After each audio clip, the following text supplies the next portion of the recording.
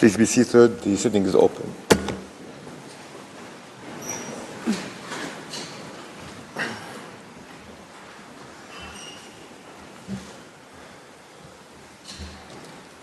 For reasons duly made known to me, Judge Abraham is unable to join us for this afternoon sitting. The court meets this afternoon to hear the United Kingdom, Slovenia, Sudan, Switzerland, Syrian Arab Republic, and Tunisia on the questions submitted to it by the United Nations General Assembly. I recall that each of the delegations has 30 minutes for its presentation. This afternoon, the court will observe a short break after the presentation of Sudan. I shall now give the floor to the representative of the United Kingdom, Ms. Sally Langrish. You have the floor, Madam.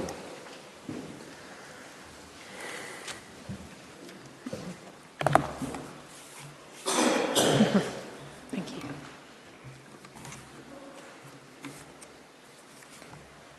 Mr. President, members of the court, it is an honour to appear before you on behalf of the United Kingdom.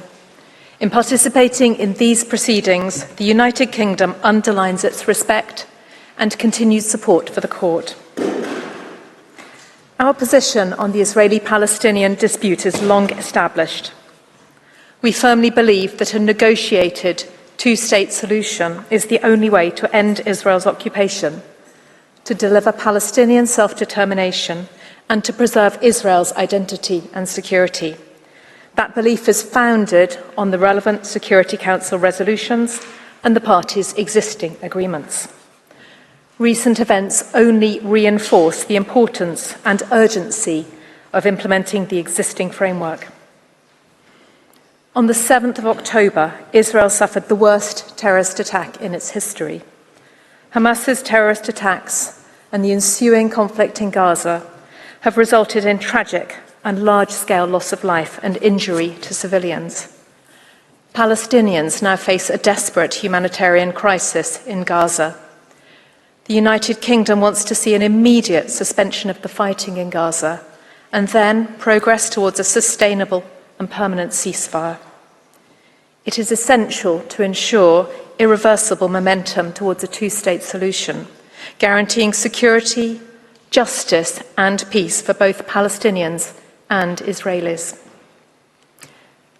The United Kingdom has only addressed matters of propriety in its written statement rather than the merits of the request. It takes the same approach in these oral submissions. In doing so, the United Kingdom should not be taken to accept any factual allegation or legal proposition advanced by other participants. Over the course of this week, we have heard certain characterizations of Israel's actions which we don't accept. We have also heard characterizations of our own conduct and the motivation for it, which we emphatically reject. We are confident that the court will find analogies with unrelated cases to be entirely unhelpful. What matters is the case before it today. The United Kingdom confines its submissions to relevant matters of legal principle, firmly founded on the court's own jurisprudence. We submit that the terms of the request do not allow the court to give an opinion in a manner consistent with its judicial functions. The United Kingdom will focus today on 3 key points concerning propriety, which will be developed by Professor Saroushi. They are: first, the impact of the non-circumvention principle in this case. Second, the unsuitability of the fact-finding exercise that the court would have to conduct to answer the request as presently framed. Third, the effect of Security Council resolutions 242 and 338. Each of these points independently provides a cogent reason for declining to answer the request. The court will have observed that our third reason has occupied a particularly prominent place in the participants' oral submissions. Should the court be minded to issue an opinion, then the United Kingdom would respectfully urge it to reformulate the questions to concentrate on the Security Council framework. In this scenario, the court should focus on assisting the General Assembly in supporting urgent progress towards a negotiated solution.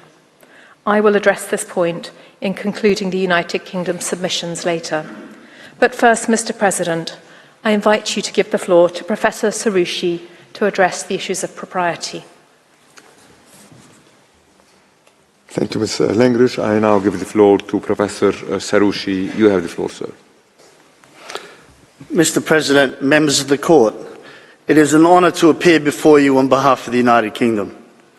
I shall first address the non-circumvention principle. The Court's jurisprudence has long recognised the distinction between its advisory and contentious jurisdictions. The Court has held consistently that its advisory jurisdiction cannot be used to undermine the fundamental requirement of state consent. Further, it should not provide a form of judicial recourse for parties, nor should the Court resolve disputes between parties using its advisory jurisdiction. Instead, the Court's advisory function is to offer legal advice to the UN organs requesting the opinion in order to assist them in their activities. Let me be clear. The United Kingdom does not submit that a state whose rights or duties may be affected by an opinion can prevent the Court from giving an opinion. Rather, consistent with the Court's jurisprudence, the United Kingdom's submission is that where a request is, I quote, directly related to the main point of a dispute between two parties, then the Court should refrain from giving an opinion. In the words of the Court in Western Sahara, to give an opinion in such a case, I quote, would have the effect of circumventing the principle that a court is not obliged to allow its disputes to be submitted to judicial settlement without its consent. Close quote.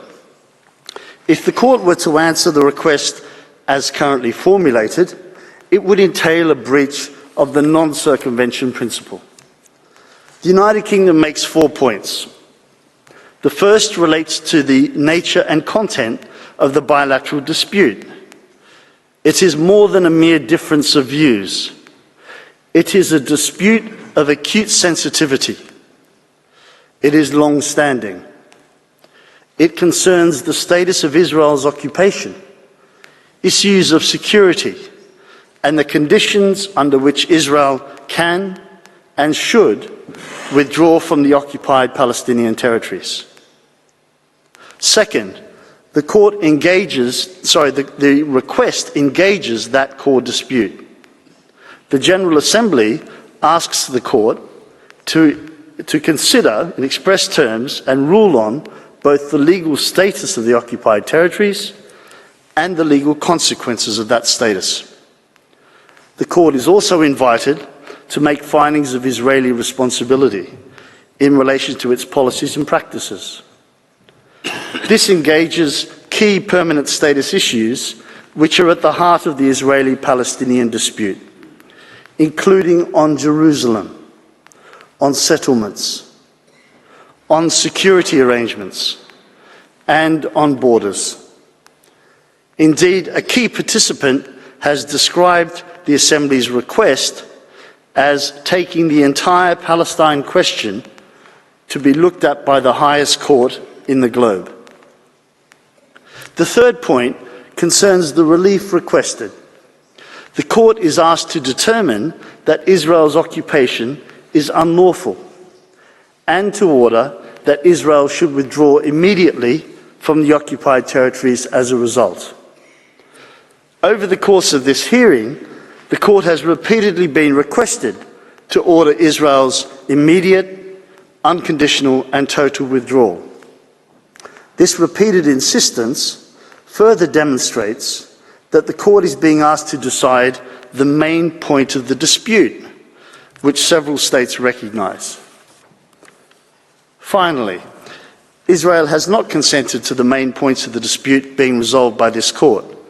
To the contrary, it has asked the Court to refuse to respond to the request. Given the content of the request as currently formulated, there is thus no basis on which the Court should answer it. Participants have identified two main counter-arguments as to why the Court should proceed to answer the request. First, they say the court can determine key issues relating to the parties' bilateral dispute because it is of broader concern to the UN. Their argument relies on the court's recognition in the Wall opinion that the General Assembly has a permanent responsibility towards the question of Palestine. The result, they say, is that the request arises, quote, in a much broader frame of reference than a bilateral dispute.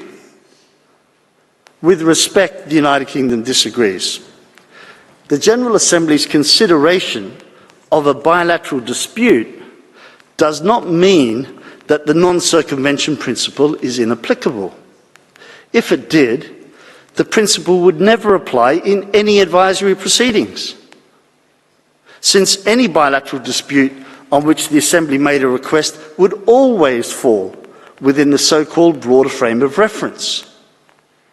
Such an approach would deprive the non-circumvention principle of all practical application. This approach of the United Kingdom is consistent with the Wall opinion.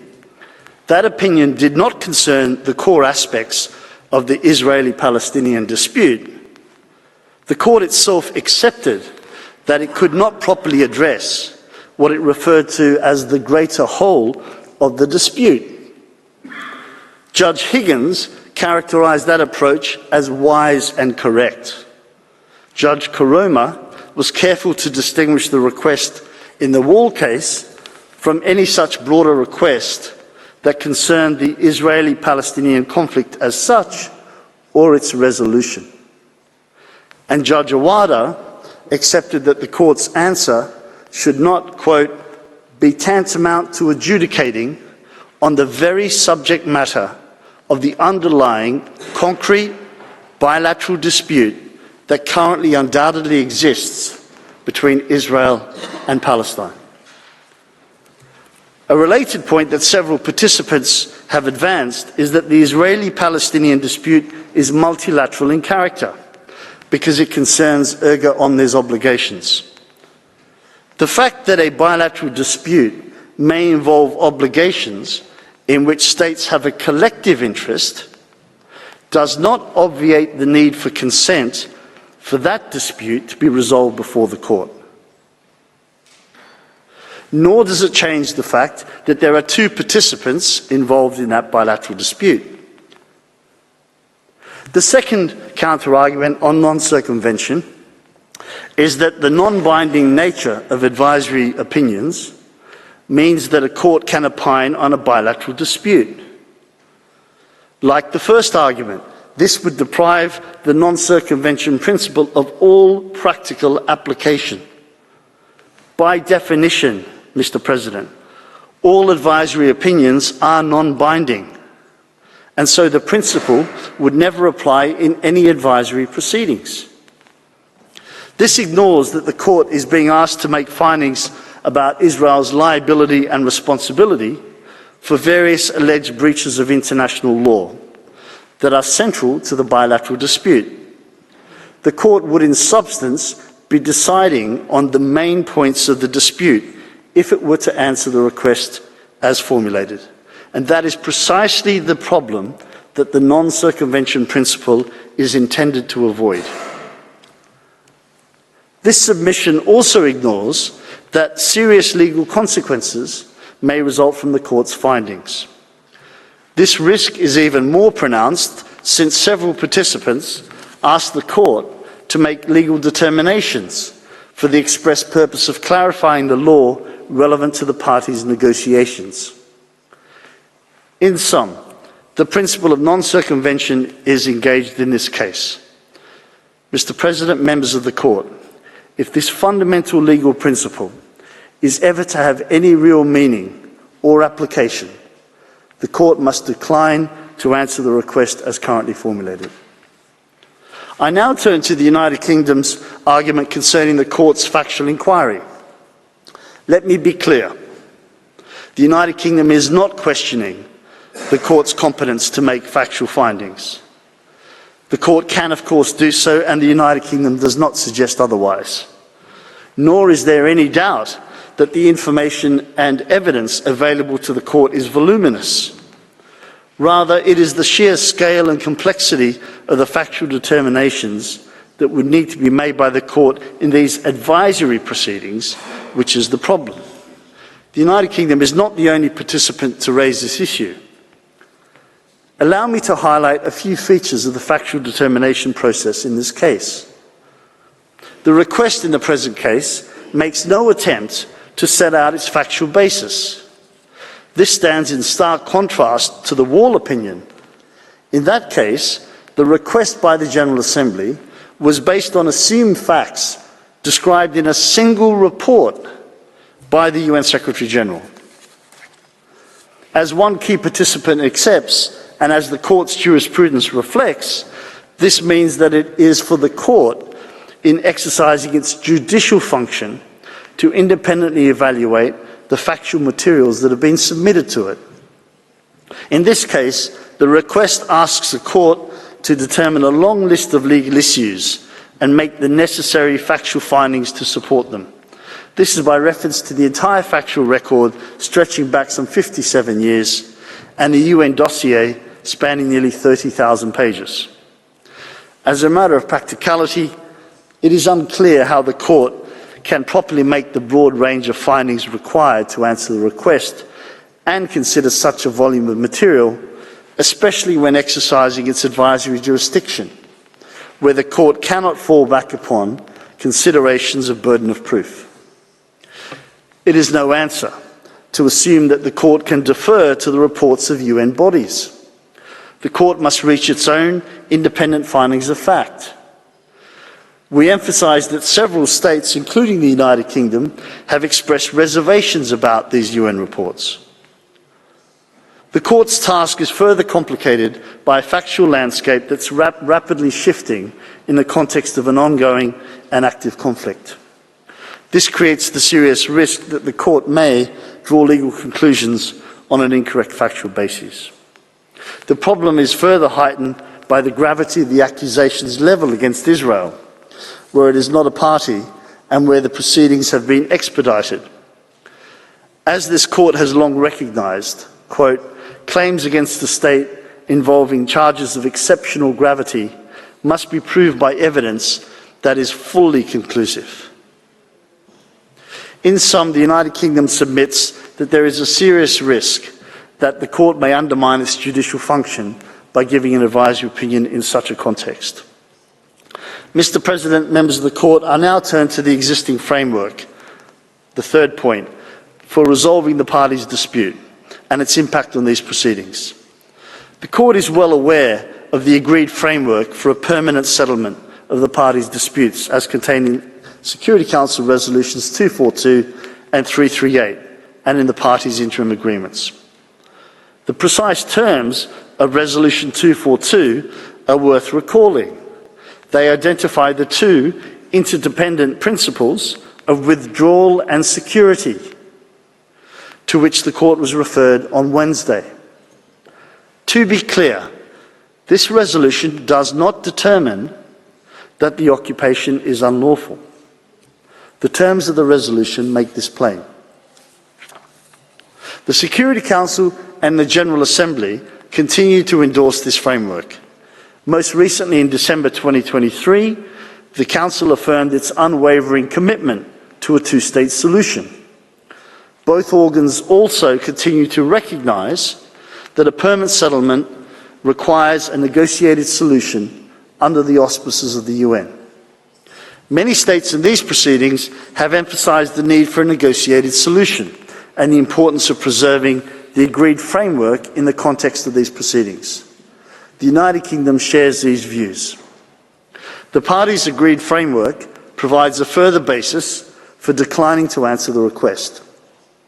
That framework envisages the negotiation of Israel's withdrawal, not a court decision requiring it.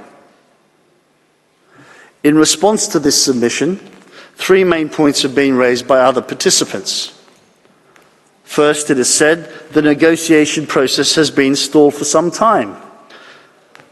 This does not negate the validity of the Security Council framework, nor does it change the reality that a negotiated solution under the UN's auspices is the only possible way, in which the conflict will be resolved.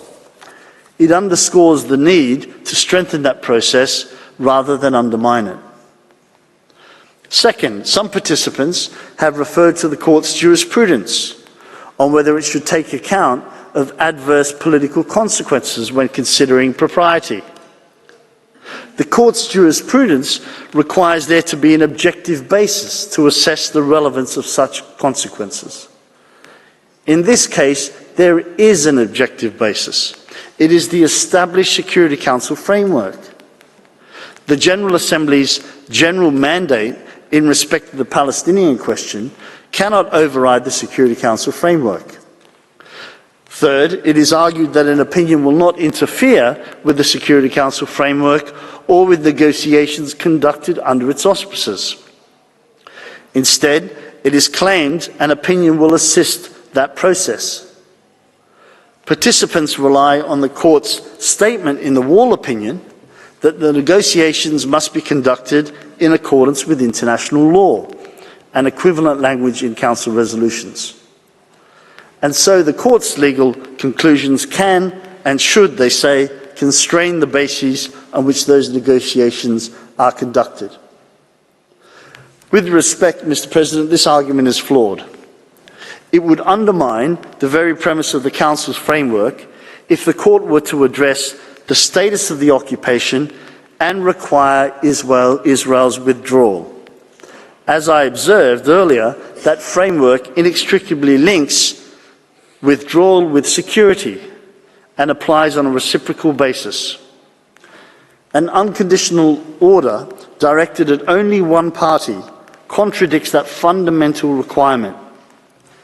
It also undermines the additional premise that Israeli withdrawal will be achieved by negotiation rather than by court opinion. Furthermore, an opinion addressing the parties' obligations would prejudice their negotiating positions and thus contravene the court's injunction in the interpretation of peace treaties and the Western Sahara advisory opinions. That, I quote, "the legal position of the parties to a dispute cannot be in any way compromised by the answers that the court may give to the questions put to it." For these reasons, the United Kingdom respectfully requests the court to decline the request as presently formulated. Mr. President, I now invite you please to give the floor back to Ms. Langrish. I thank Professor Saroushi. I now give the floor back to Mrs. Langrish. You have the floor, Madam. Thank you, Mr. President, members of the court. So Professor Saroushi has explained why the court should decline to answer the request. But if the court is nonetheless minded to provide an opinion, the United Kingdom proposes an alternative course, which seeks to respect the existing framework and ensure the parties' compliance with it. We foreshadowed this approach in our written statement. It is firmly rooted in the court's jurisprudence. Let me start by recalling the court's recognition in the Wall opinion that the resolution of the dispute requires the implementation of Security Council resolutions, in particular resolutions 242 and 338. This, in turn, requires a negotiated solution to the outstanding problems and the establishment of a Palestinian state existing side by side with Israel. Judge Higgins was even more prescriptive. She rightly observed that the resolutions embody key underlying requirements for the resolution of the Israeli-Palestinian dispute, namely that Israel is entitled to exist, to be recognized, and to security, and the Palestinian people are entitled to their territory, to exercise self-determination, and to have their own state. Judge Higgins further recalled that Resolution 1515 of 2003 envisages that these long-standing obligations are to be secured both generally and as to their detail by negotiation. Her view was that the court, and I quote, should have used the latitude available to it in an advisory opinion. And she reminded both parties not only of their substantive obligations under international law, but also of the procedural obligation to move forward simultaneously. The United Kingdom's position on the principles for the implementation of Resolutions 242 and 338 has long been clear. First, there must be an agreement on the borders of the two states based on the June 1967 lines with equivalent land swaps between the parties. Second, security arrangements for the Palestinians must respect their sovereignty, and for Israel, they must protect its security. Third, a just, fair, agreed and realistic solution to the refugee question must be put in place. And fourth, the aspirations of both parties for Jerusalem must be fulfilled through negotiations on the status of Jerusalem as the future capital of both states. The United Kingdom agrees with those states that urge the court not to cause prejudice to the existing Security Council framework or to decide any aspect of the parties' bilateral dispute. Like other participants, the United Kingdom recognises that an alternative route to respect propriety is to reinterpret the request or reformulate its terms. There is no question that the court has the power to proceed in this way. It has often been required to interpret or even reformulate the questions put. As Judge Tomka has acknowledged, the court can avoid intruding on a bilateral dispute by narrowing the scope of its answer. The question for the court is how best to achieve these aims. We propose that the court's opinion should focus on endorsing the continued application of the agreed framework with a view to ensuring its urgent implementation. An answer of this kind would respect the three propriety limitations that we have identified. It would also assist the General Assembly to discharge its mandate on the Palestinian question, which many participants have emphasised is the object of this request. More specifically, the United Kingdom in this alternative submission respectfully invites the court to do the following: to endorse the continued application of the Security Council framework to both parties and the need for its urgent implementation at the earliest possible opportunity, to recall both parties' obligations to respect the terms of the Council's framework, to recall both parties' agreement not to aggravate their dispute by taking any step to change the status or integrity of the occupied territories until a negotiated solution is agreed. And lastly, to reaffirm the parties' obligations in their interim agreements that they negotiate on permanent status issues. In this way, the court could assist the General Assembly in achieving its stated objective, which is to support urgent progress towards a negotiated solution within the Security Council framework. The United Kingdom reiterates that a negotiated two-state solution is the only way in which the Israeli-Palestinian conflict will be resolved. Mr. President, honourable members of the court, thank you for your attention. That concludes the United Kingdom's submissions. I thank the delegation of the United Kingdom for its presentation. I invite the next participating delegation, Slovenia, to address the court, and I call Mr. Helmut Hartmann to the podium.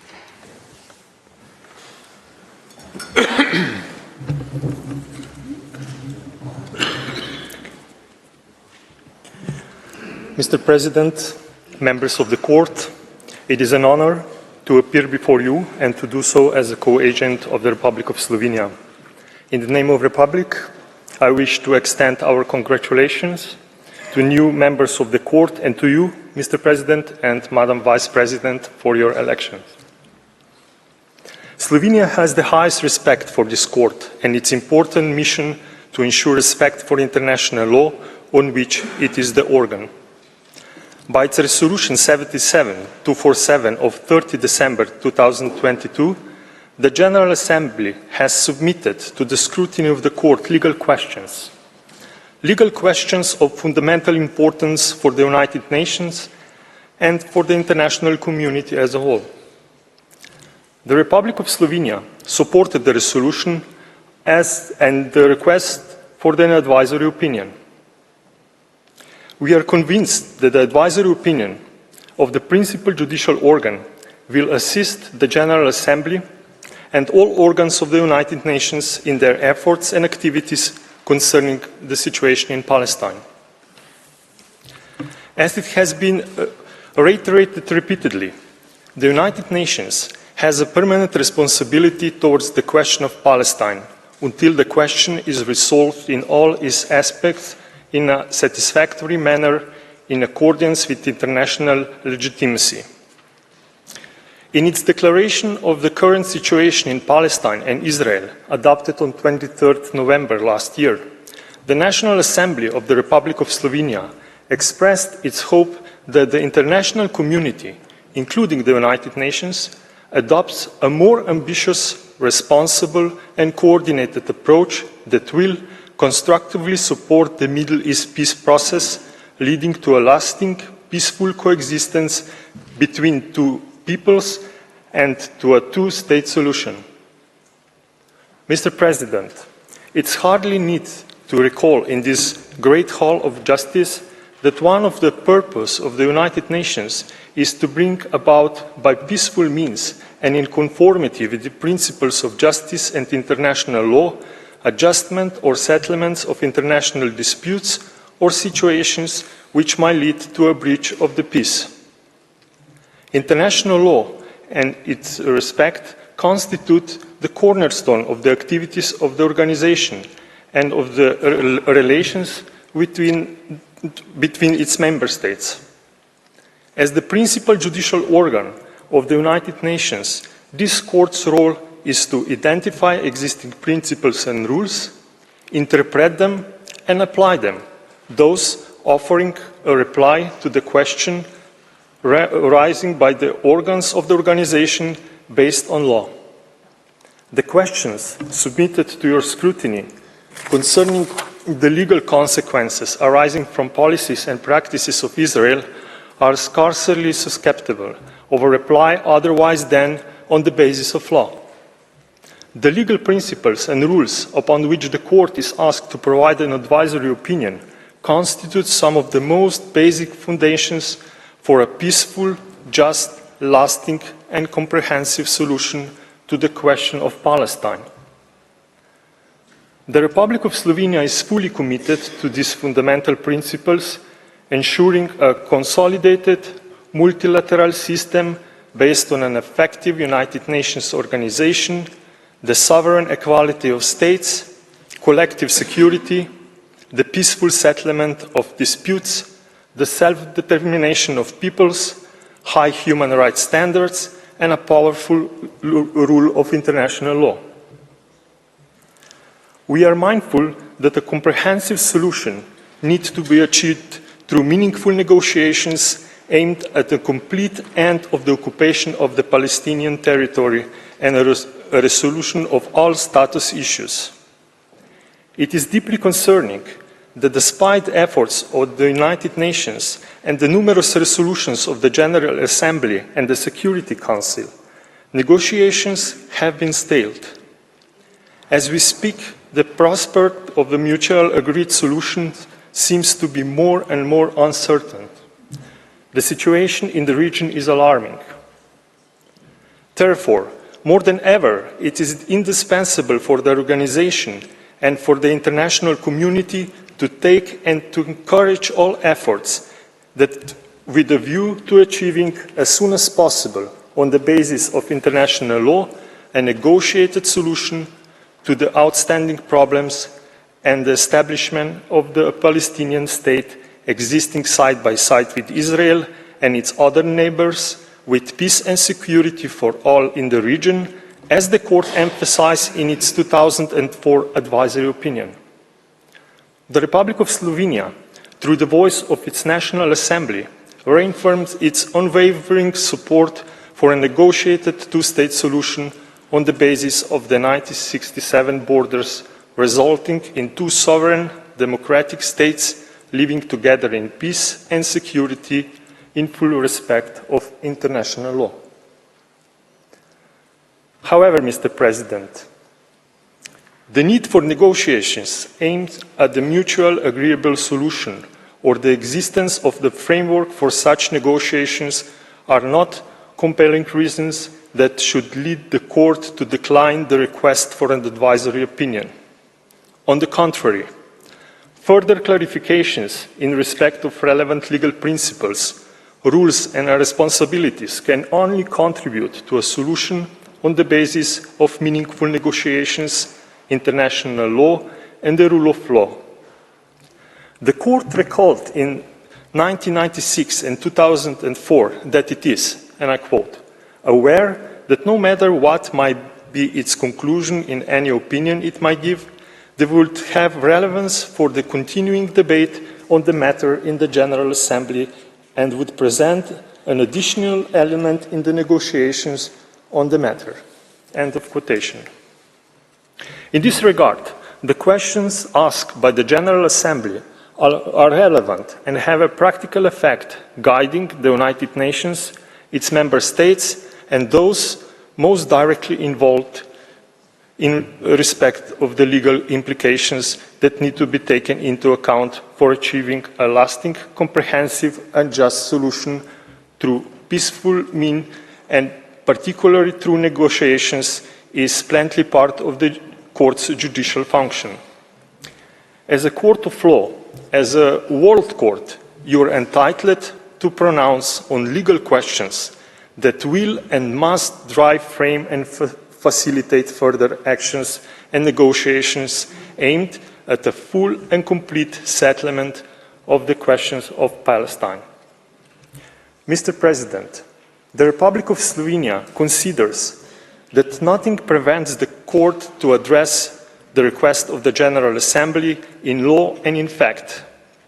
As I have already recalled, the questions are legal ones. The court is asked to opine upon the legal consequences arising from policies and practices of Israel. It is thus for the court to assess whether these policies and practices are in breach of rules and principles of international law, and on this basis clarify the legal consequences of these violations.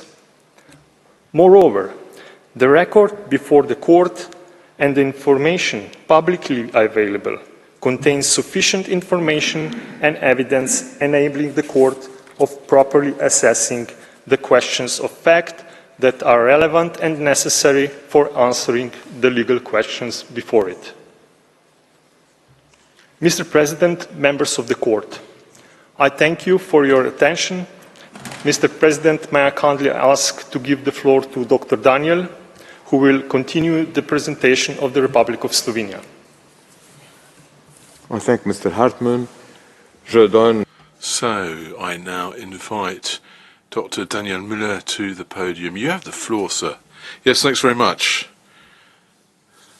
Mr. President, distinguished members of the court, it's a great privilege for me to appear before you and to do so to assist the Republic of Slovenia. Given the time at my disposal, it's scarcely conceivable to respond to all the aspects of the two questions addressed by the General Assembly in its Resolution 77247, so I'm going to stick to 2 points. First, the relevant rules and principles of international law to respond to the questions posed, and inter alia those relating to the right of the Palestinian people to self-determination.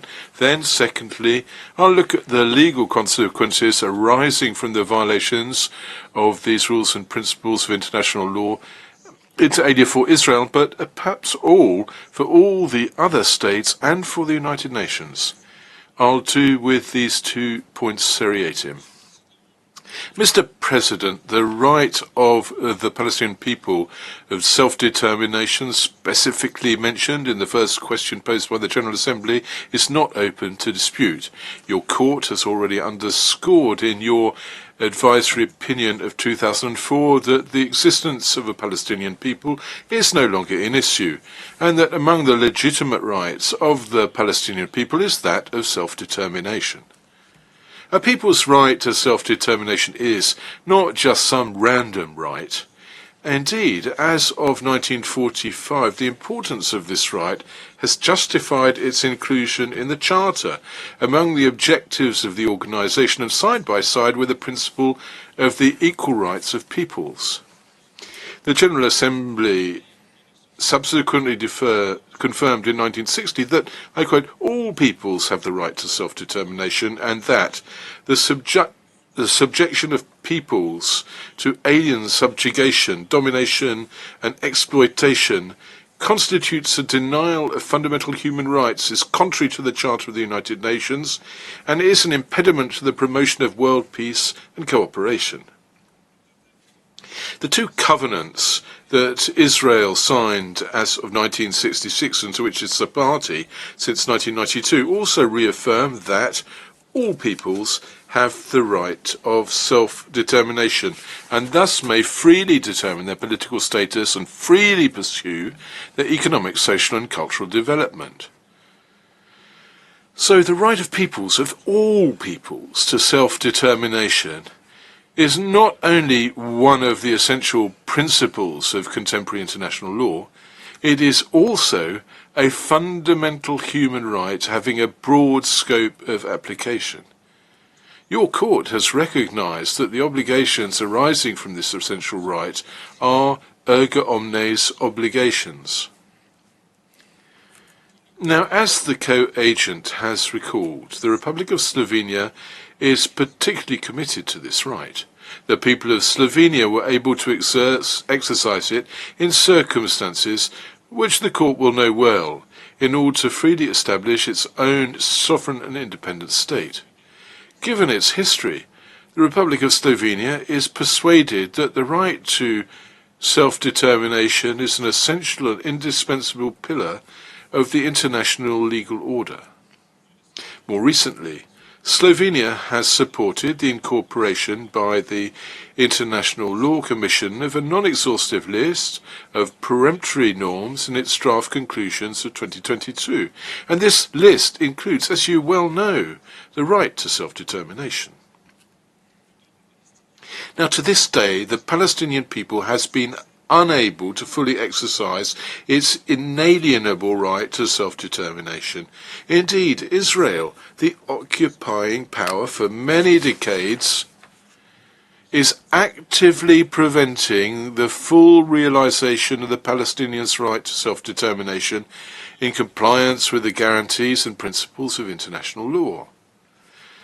The occupation of Palestinian territory, its colonization and its fragmentation constitute not only a flagrant violation of the prohibition of the acquisition of territory by force, but also is a considerable impediment to the realization of a free and independent Palestinian state.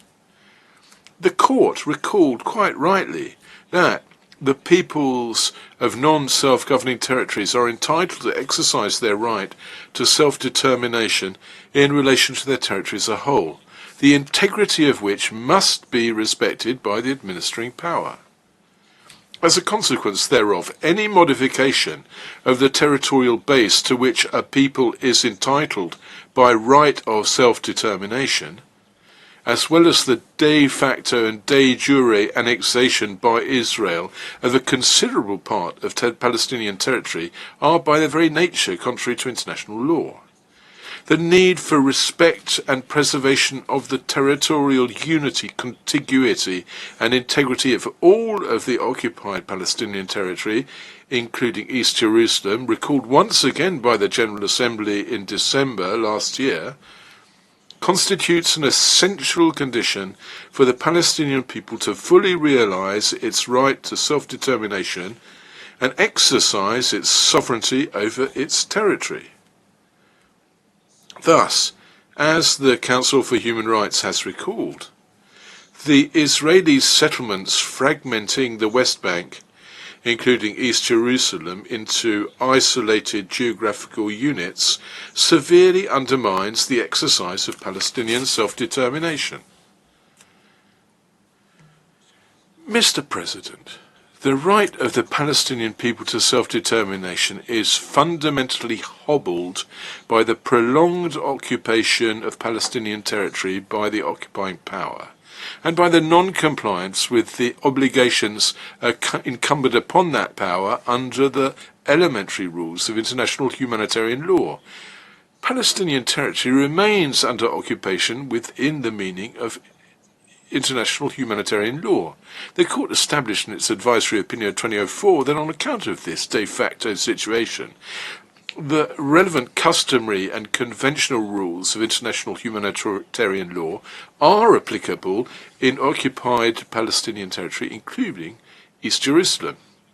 So, international occupation law is based on the idea that occupation may only be a temporary and provisional situation. The occupying power does not acquire sovereignty over the territory it occupies and must administer it, taking due account of its specific legal status. It must abstain from taking measures likely to entail permanent change, be they the extent of the territory occupied, or to its social, economic and demographic reality. More generally, the occupying power must not exercise its authority in order to promote its own interests, or with the aim of using the inhabitants, their property, or the resources of the occupied territory for its own benefit. The occupying power must ensure the protection of the population subject to occupation and take the necessary measures in order to respect their rights and ensure their implementation. Above all, that includes the fundamental rights guaranteeing dignity, equality, and the value of the individual. Rightly, the court confirmed in 2004 that the treaty instruments relative to human rights remained applicable in OPT, and thus must be respected vis-à-vis the men, women and children of Palestine. The practices and policies implemented by the occupying power in occupied Palestinian territory do not comply with the elementary obligations of international human rights law or international humanitarian law. The court already confirmed this in 2004 with respect to the construction of the wall. However, the colonization of occupied Palestinian territory, including East Jerusalem, and the installation of settlements with the aim of achieving lasting demographic change, and the displacement of Palestinians, the destruction of their houses and their property, have but accelerated. The Court, the General Assembly and the Security Council have recalled that settlements in occupied Palestinian territory have no legal basis and remain illegal. The Council vigorously regretted for a long time the continuation and persistence of Israel in pursuing those policies and practices. The written and oral statements of participants in the instant advisory proceedings have also demonstrated that the practices and policies of the occupying power are not consistent with what is required of it under international law. All these violations of international law arising from the prolonged occupation compromises the effective exercise by the Palestinian people for its right to self-determination and the achievement of a two-state solution, to which the Republic of Slovenia remains profoundly committed.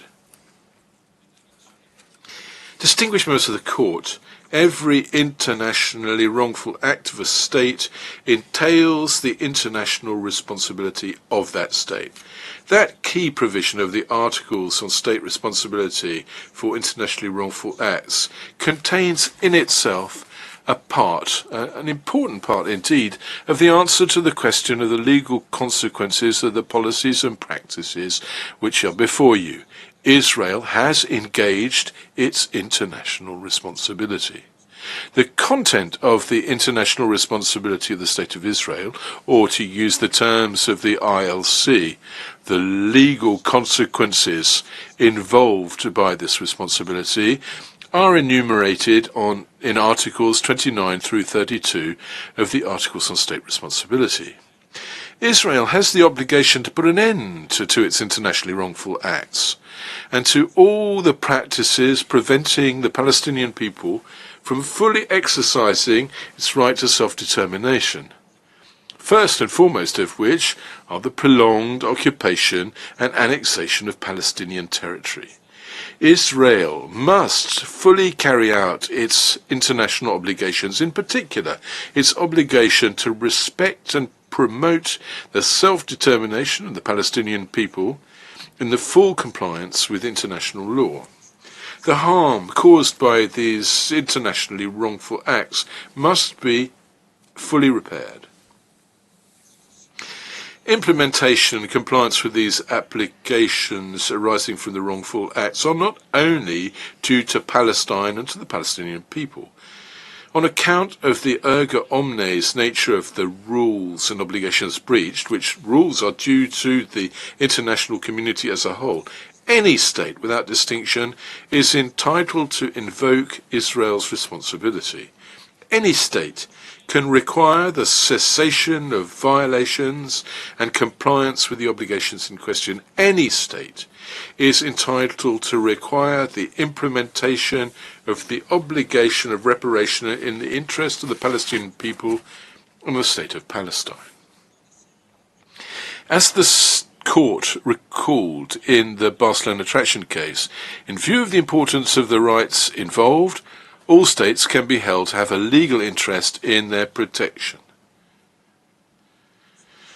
Mr. President, as far as states other than Israel are concerned, and doubtless the United Nations too as an international organization, this isn't merely about summoning Israel to cease its wrongful acts.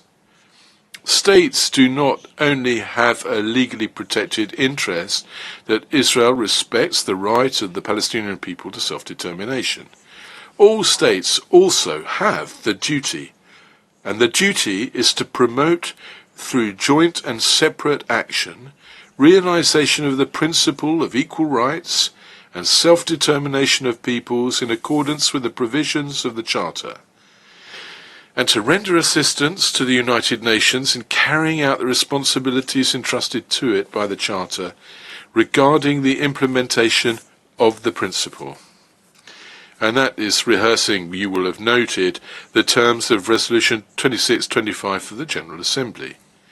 In the same fashion, under the terms of Article 1, which is shared in all the 4 Geneva Conventions, the contracting states not only committed to respect the obligations arising from these treaties, but also to ensure respect of these obligations in all circumstances.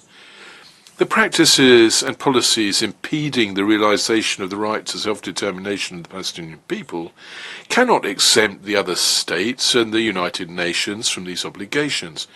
On the contrary, in the presence of the illegality of these practices and policies noted time and again by the principal organs of the United Nations, including your court, we must be able to count on the members of the United Nations to draw all attendant consequences and to implement the obligations falling to them pursuant to the Charter and international law. So that would imply for all states and for the United Nations to take the necessary measures to put an end to the tragic and above all illegal situation facing the Palestinian people, and which has faced them over decades. The General Assembly has recalled time and again and has urged all states and the specialized agencies and organizations of the UN system to continue to support and assist the Palestinian people in the early realization of their right to self-determination, independence and freedom. Furthermore, on account of the nature of the obligations in issue and their importance, states are not only held to cooperate to bring an end through lawful means these serious breaches, they are also under the obligation to not recognize the situation created by these breaches and must abstain from rendering any aid or assistance in maintaining this situation. The Court has already confirmed the relevance and existence of legal consequences for all states in its 2004 advisory opinion, and the General Assembly has requested all states members of the United Nations to comply with their legal obligations as mentioned in the advisory opinion, including those consistent with their obligations under international law and the relevant resolutions not to recognise and not to render aid or assistance in maintaining the situation created by measures that are illegal under international law, and to not aid them in this end. In order to comply with these obligations, all states must inter alia distinguish in their relevant dealings between the territory of the State of Israel and the territories occupied since 1967. As the Security Council recalled in its Resolution 2334 of 2016, referring all the while to your advisory opinion. Mr. President, distinguished members of the Court, the painting by Paul Albert Besnard, which hangs in this great hall, recalls the cardinal principle of contemporary legal order: peace by justice. The Republic of Slovenia is firmly convinced that the scrupulous respect of international law, where the court is the principal judicial organ, can put an end to the unbearable and unacceptable situation in the region and work for a just and lasting peace in which every state in the area can live in security. Mr. President, these words close the oral presentation of the Republic of Slovenia, and on behalf of our delegation, I would like to thank you for your kind attention. I thank the delegation of Slovenia for its presentation. I invite the next participating delegation, Sudan, to make its oral statement before the court and call upon Mr. Marwan Khair to take the floor.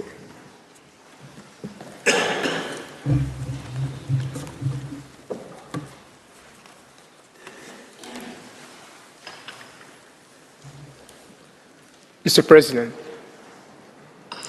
distinguished members of the court, it's my honor and privilege to address the International Court of Justice on behalf of the Republic of the Sudan. I express gratitude to this court for extending the opportunity for my country's participation in these advisory proceedings on the legal consequences arising from the policies and practices of Israel in the occupied Palestinian territory, including East Jerusalem. The Sudan is present here today, owing to the profound significance of these proceedings in the context of realizing the inalienable right of the Palestinian people to self-determination. This matter has persisted on the United Nations agenda for several decades. The dire circumstances prevailing in the occupied Palestinian territory over the past decades, compounded by the current severe humanitarian crisis in Gaza Strip, underscore the profound jeopardy facing the fundamental rights of all people in the Middle East, particularly the Palestinians. Therefore, these oral proceedings assume critical importance in persuading the court to exercise its jurisdiction and accept this request for an advisory opinion. The Sudan contains that such a stand by the principal judicial organ of the United Nations would convey a definitive message to both Israel and Palestine, urging them to redouble their efforts in achieving peace and security for the mutual benefit for their peoples. Moreover, the Sudan maintained the perspective that in giving this advisory opinion, the court would assume a crucial role in fostering justice, peace, and security, not only in Israel and Palestine, but also in the Middle East and beyond. Mr. President, in accordance with the rules of court, we will address the statement specifically to the issue that, from the perspective of the Sudan, remains a point of contention among the participants in these proceedings. Whether or not the court should give the requested advisory opinion. The statement will be as succinct as possible within the limits of what is necessary for adequate presentation of the Sudan's contention at this hearing. Mr. President, I respectfully invite you to give the floor to Professor Raimondo, who will proceed with the delivery of this oral statement. Thank you, Mr. President. Thank you, members of the court. I thank Mr. Khair. I now give the floor to Mr. Fabian Raimondo. You have the floor, sir.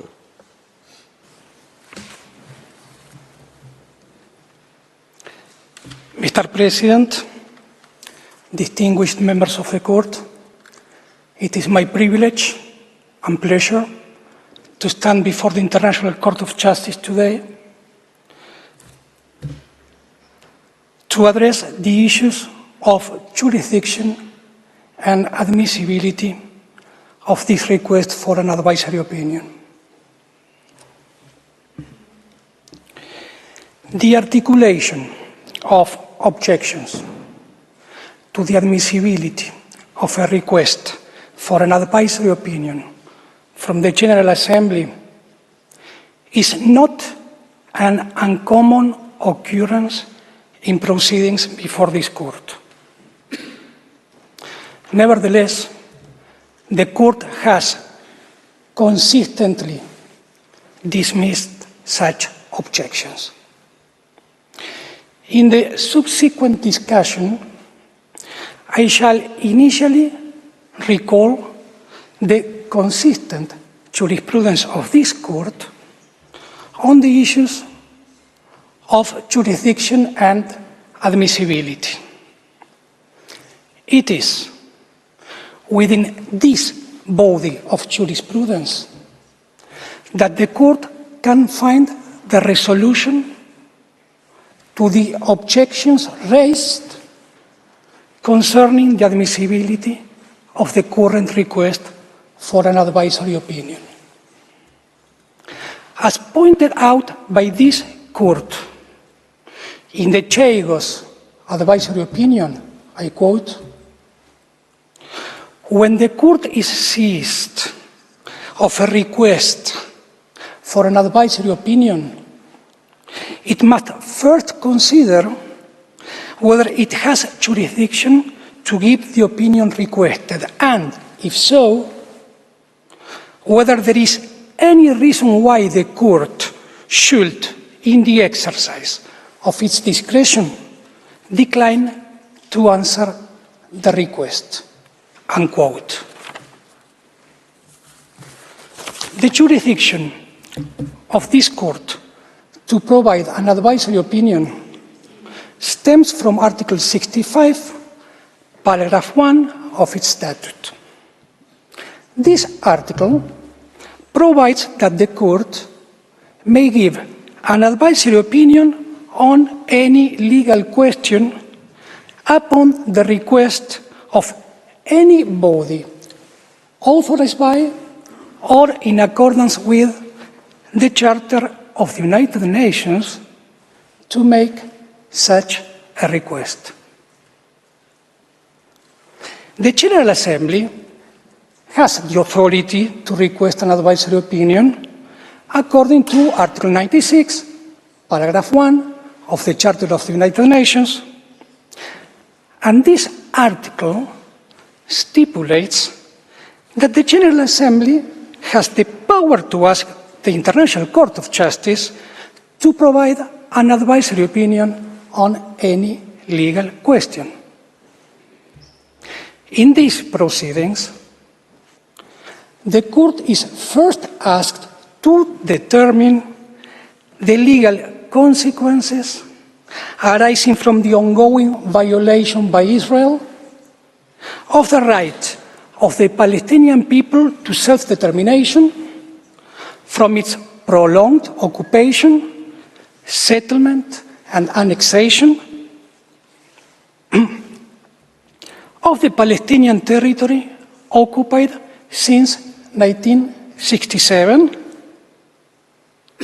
including measures aimed at altering the demographic composition, character, and status of the Holy City of Jerusalem, and from its adoption of related discriminatory legislation and measures. Next, the court is asked how said policies and practices affect the legal status of the occupation and what legal consequences ensue for all states and the United Nations from this status. Mr. President, members of the court, it is evident that these questions concern the legal consequences of violations of international law that have been recognized as such by the Security Council and the General Assembly, among other United Nations organs and bodies, as well as to the legal status of the occupation in view of those violations and the legal consequences of its illegality. The General Assembly requests the Court to answer these questions in accordance with, inter alia, the rules and principles of international law, international humanitarian law, and international human rights law. For these reasons, the Sudan believes that the request has been made in accordance with the Charter and that the questions submitted to the Court are legal in character. I shall now proceed to the issue of the admissibility of the request.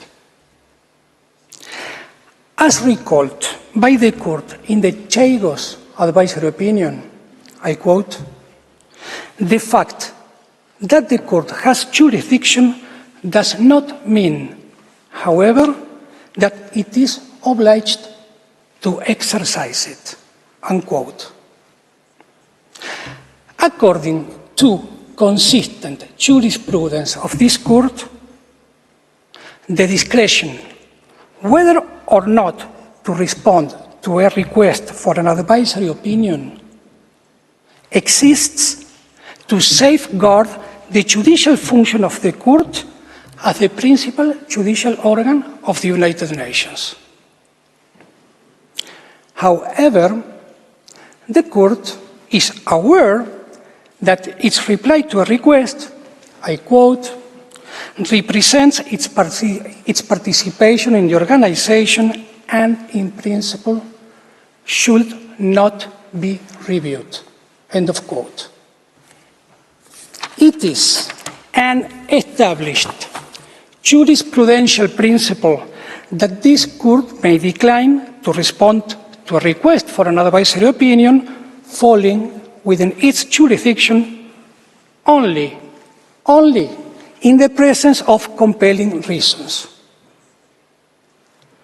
The pertinent query at hand is whether there exists any compelling reason for this Court to decline to respond to the request referred by the General Assembly. Some participants in these proceedings have indeed alleged the existence of such reasons. The grounds most frequently invoked in these proceedings include, firstly, the contention that providing the opinion would prejudice the negotiation process between the parties involved in the underlying dispute. Secondly, the argument that admitting the request would be incompatible with the principle of consent in judicial settlement. And thirdly, the alleged prejudicial nature of the underlying questions and the lack of sufficient factual inquiry. I will now examine the first ground. This ground was raised by Canada, Hungary, Israel, Italy, and Zambia, among others. Thus, for example, in the opinion of Italy, I quote, "An advisory opinion by the court might reduce the flexibility of the parties in dealing with present circumstances and long-term prospects, and therefore would not contribute to move the process closer to a mutually agreed solution." End of quote. This constitutes a type of argument that this court has previously considered in other advisory proceedings. For example, in the nuclear weapons advisory opinion, the court noted that concerns were raised about the potential negative impact of its response on disarmament negotiations. The court acknowledged that regardless of its conclusions, they would introduce an additional aspect to the negotiations.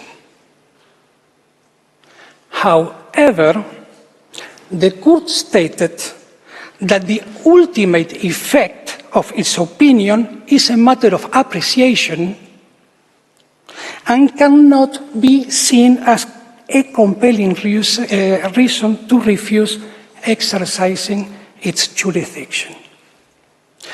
This jurisprudential principle was confirmed by this court in the advisory opinion on the wall.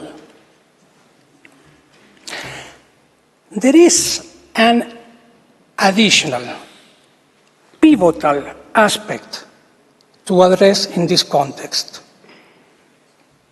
The two questions central to the ongoing advisory proceedings pertain to the existing conditions in the occupied Palestinian territory. The court is not tasked with determining the content of a final settlement or the precise boundaries of the Palestinian state. Essentially,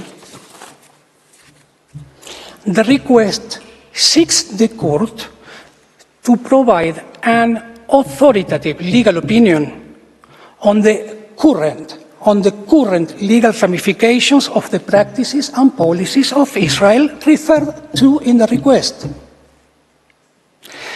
The advisory opinion is expected to bear relevance to extant queries regarding legal status and its associated consequences.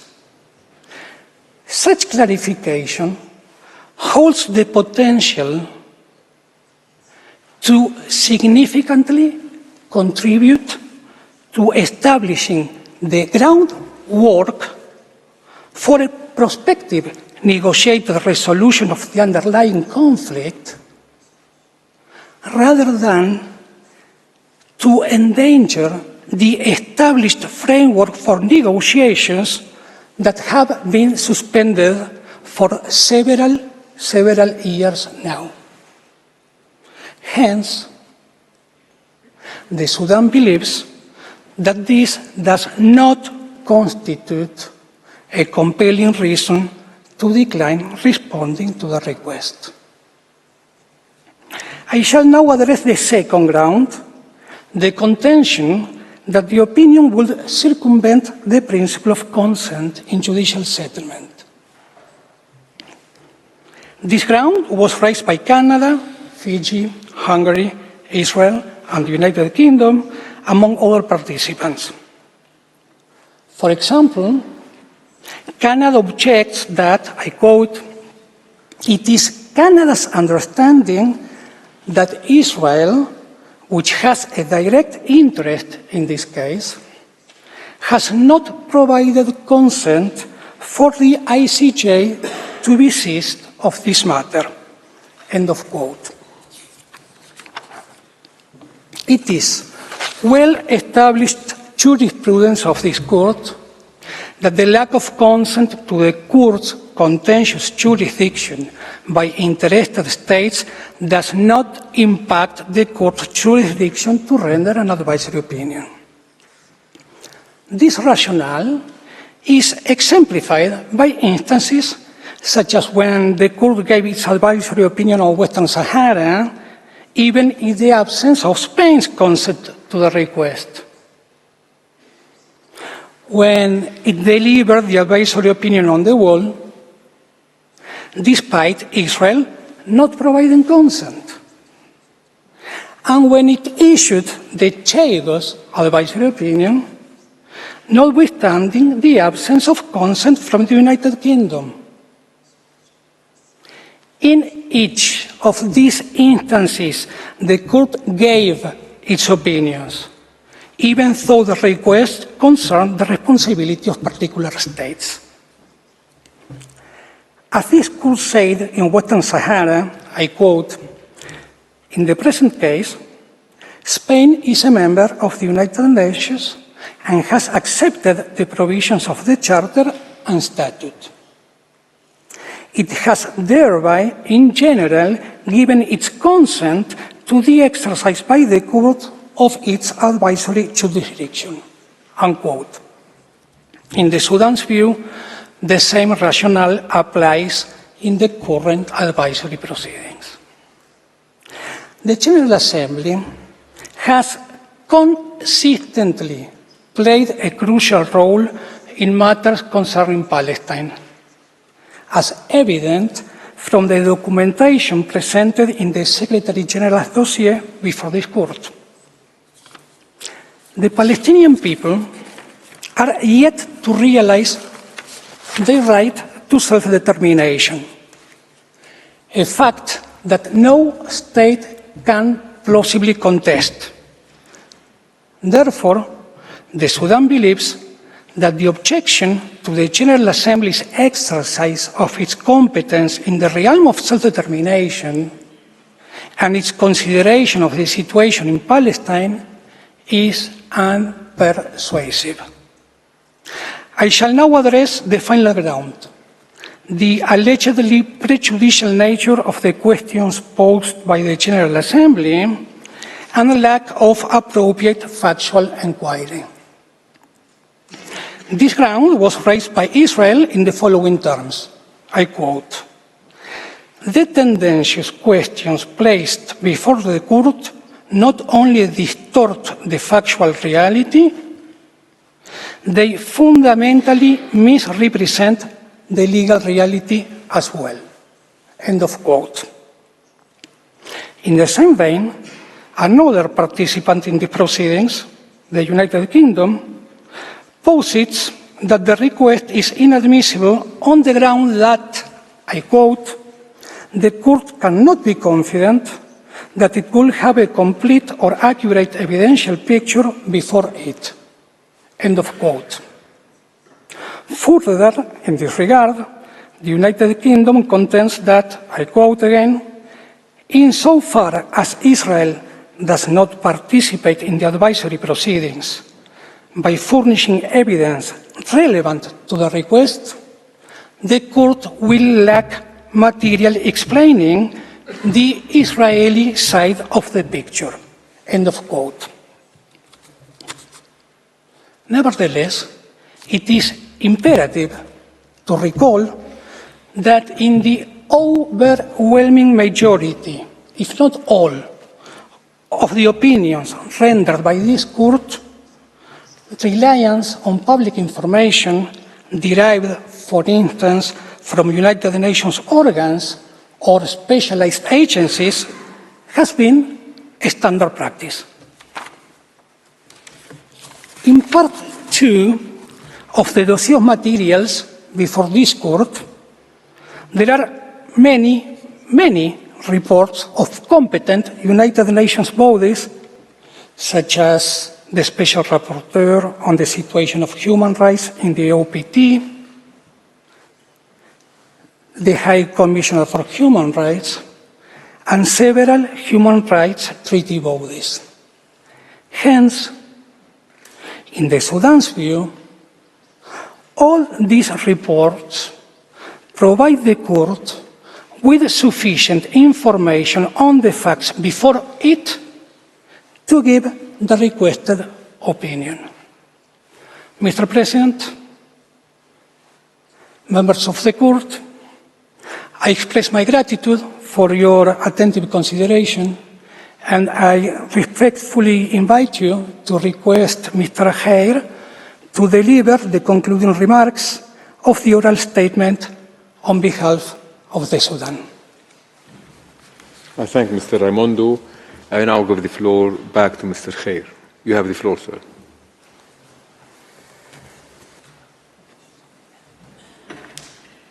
Mr. President, distinguished members of the court, I wish to emphasize the great significance of the right of peoples to self-determination. In advisory proceedings conducted before this court, wherein the exercise of this right was a pivotal concern, the court's opinion emerged out of fundamental elements shaping the legal framework for resolving the underlying disputes, such as the one concerning Namibia. If only we had a comparable equivalent for Palestine. The successful resolution of the protracted dispute surrounding Namibia can be largely attributed to the court's judicial task. It's respectfully suggested that you should persist in fulfilling that role in the present advisory proceedings. In the light of the foregoing, the Sudan concludes that the court not only has jurisdiction to give the advisory opinion requested by the General Assembly, but also that there is no compelling reason for this court to use its discretionary power not to give the opinion. Thank you, Mr. President. Thank you, members of the court. I thank the delegation of Sudan for its presentation. Before I invite the next delegation to make its oral statement, the court will observe a break for 10 minutes. The sitting is suspended.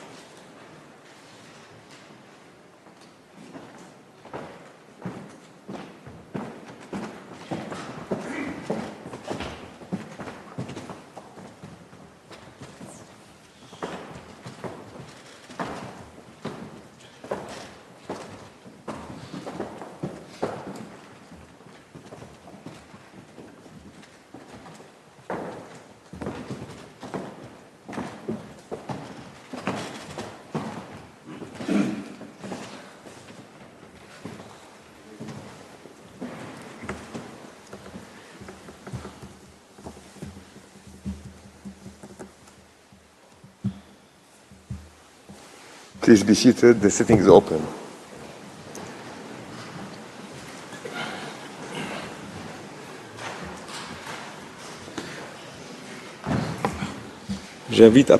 I now invite the next participating delegation, Switzerland, to address the court and call Mr. France Perez to the podium.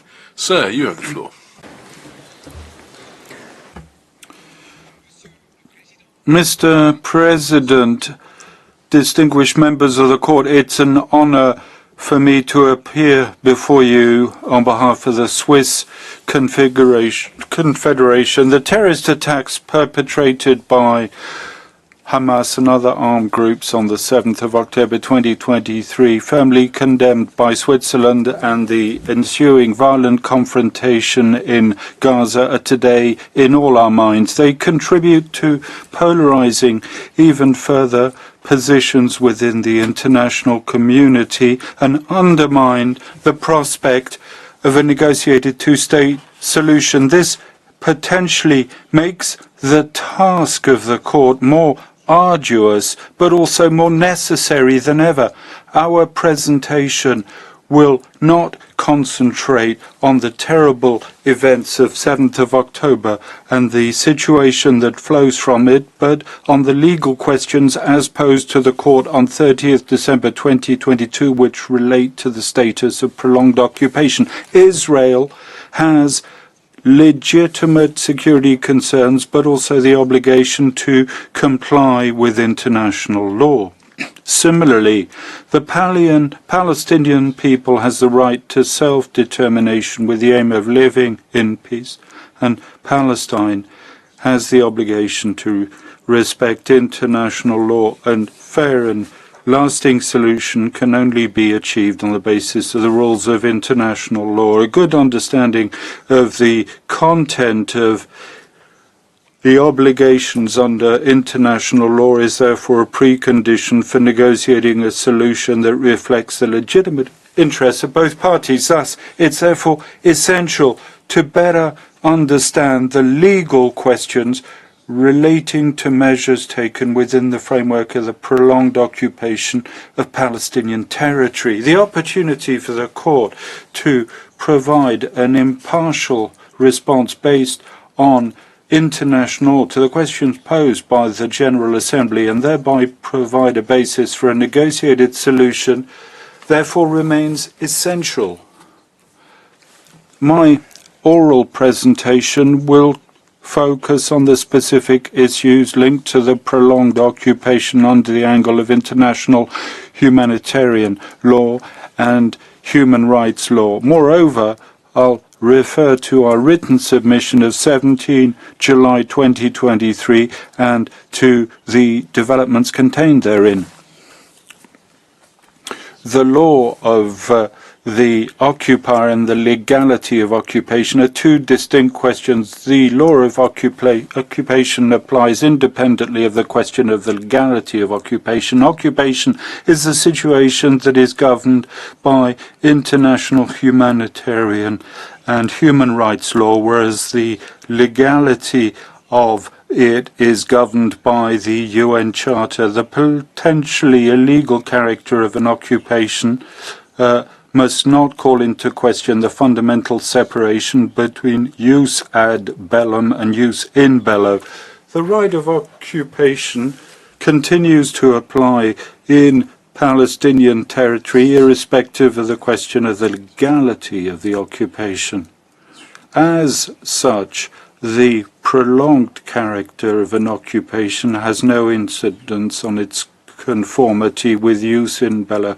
No provision of humanitarian law prohibits prolonged occupation. What's more, prolonged occupation remains governed by humanitarian law, supplemented by human rights law, irrespective of a de facto possible annexation. Nevertheless, occupation is understood as a temporary situation. Occupation that is prolonged may lead to a tension between, on the one hand, the obligation for the occupier to maintain the status quo ante, on the other hand, to ensure the well-being of the occupied population. It is this tension and its legal consequences that I'd like to deepen within the framework of this oral submission. To do this, I'll begin by generally addressing the prolonged occupation and the challenges it poses from the standpoint of humanitarian and human rights law. Next, I'll analyze three concrete areas illustrating this tension: the need to interpret and apply contemporary international law in an evolving and systemic manner to ensure protection and well-being of the population. The concrete areas addressed are firstly the legislative administrative competences of the territory, secondly access to items that are indispensable to the survival of the population and protecting dignified life, and lastly, use of force in occupied territory. Allow me, first of all, to address the legal challenges posed by prolonged occupation. The rules of the law of occupation were not developed to regulate situation of occupations lasting several decades. They're based on four fundamental principles that underscore the necessary temporary nature of occupation and to establish a balance between military and humanitarian necessity. Firstly, the occupier doesn't acquire sovereignty over the territory he occupies. Unilateral measures calling into question the territorial status quo are therefore never admissible. A modification of the status of occupied territories can only be envisaged within the framework of a negotiated solution. Secondly, the occupier must maintain the status quo ante and not take measures that might lead to permanent changes, in particular from the social, economic and demographic standpoint. Thirdly, the occupier must maintain security and public order in the occupied territory and administer it in order to ensure the protection and well-being of protected persons. Fourthly, the occupier must not exercise his authority for the purposes of serving his own interests, that of his territory or his population. Within the framework of a prolonged occupation, tensions might indeed appear between these four principles. For example, the well-being of the civilian population might necessitate changes to the status quo. In this context, there's a need to distinguish clearly unlawful situations that undermine the status quo, such as, for example, settlements, from those where the status quo would in fact be maintained to the detriment of the population of the occupied territory. In this case of a prolonged occupation, it is vital that the maintenance of the status quo should not be understood as a freeze on the situation, but as signifying that the populations of occupied territories must continue to be able to live a normal as life as possible in dignity. Occupied territories must not remain frozen in time, but be able to move with their time. To address the legal tensions and challenges specific to a prolonged occupation, it's important to recall the function and the purpose of humanitarian law are to protect and ensure the well-being of the population and not to justify intrusive measures in the interest of the occupying power. The obligation of the occupying power to ensure the well-being of the occupied population calls for an interpretation in favor of the higher interests of the population living under occupation.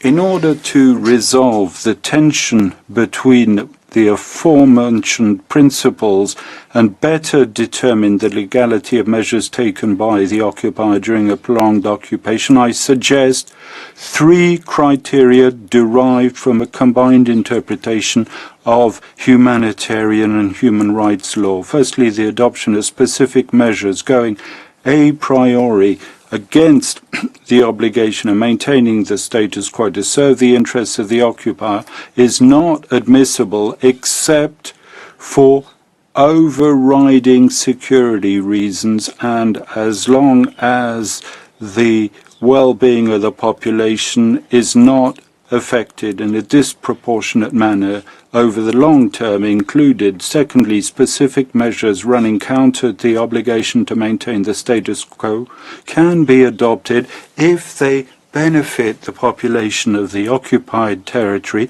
consistent with human dignity, and take account of the wishes of the population in the occupied territory and its historical and cultural specificities. Lastly, thirdly, the adoption of such measures is statutory when these measures mount to parallel obligations of humanitarian and human rights law. If humanitarian law was specifically designed to govern situations of armed conflict, it remains that human rights remain fully applicable in situation of occupation. The Fourth Geneva Convention compels the occupying power to assume active responsibility for the well-being of the population under its control. This obligation to protect the population under occupation and to promote its well-being is concretized in the obligation to respect, to protect, and to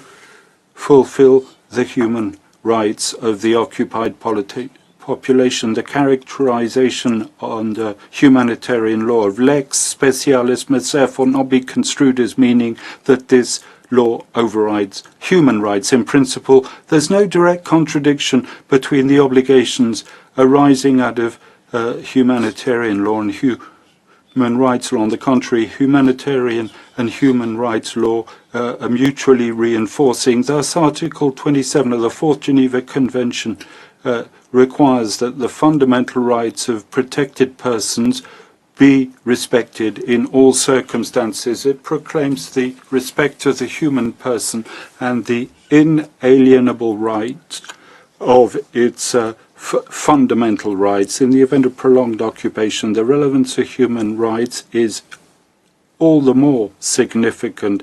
The logic of humanitarian law is aimed at immediately ensuring the essential minimum needs of the population. This must be supplemented by the need of ensuring over the long term a dignified life. Thus, the balance between humanitarian and human rights law fluctuate with the prolonged character of an occupation. The longer the occupation is prolonged, the more the respect for and guarantee of human rights are important.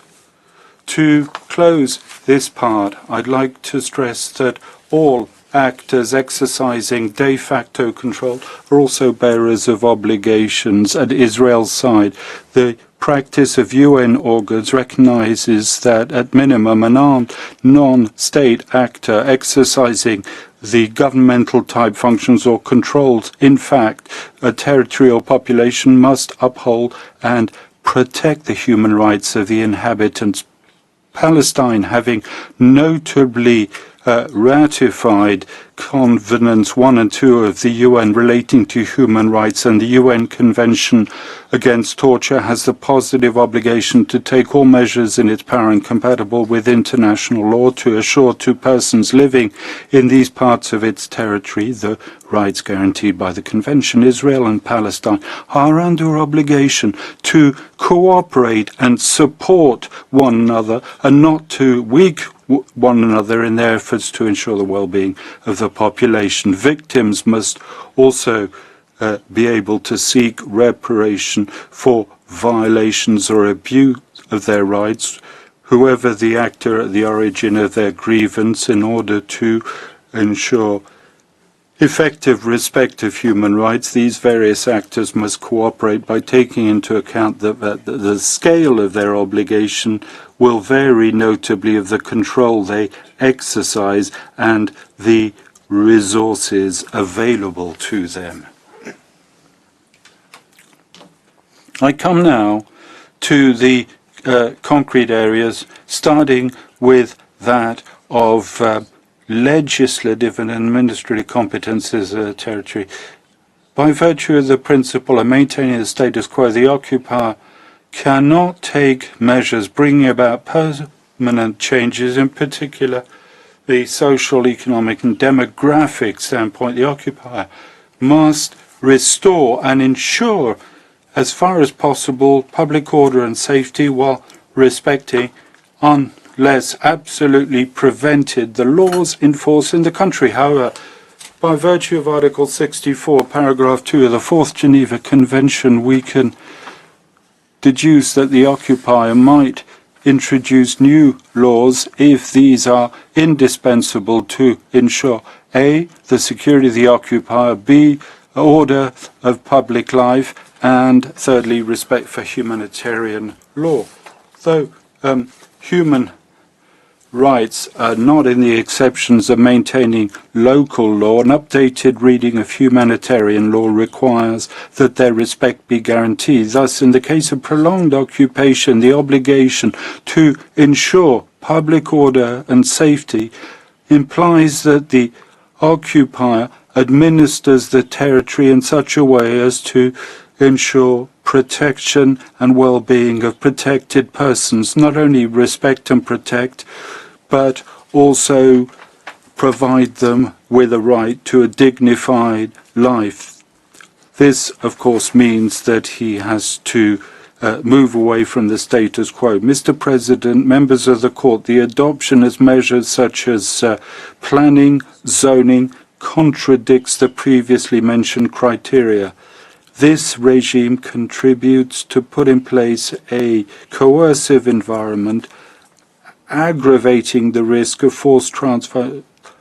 Aside from the fact that this regime calls into question the territorial and demographic status quo by promoting Israeli settlements, it cannot be justified under security requirements because it excessively affects the well-being of the population and is discriminatory. In the event of prolonged occupation, the occupier is required, on the contrary, to encourage planning and development of the occupied territory as a priority through local authorities and institutions in favor of the local population. This requires, Mr. President, members of the court, a cooperation with local institutions, support and a strengthening of the latter and not their erosion.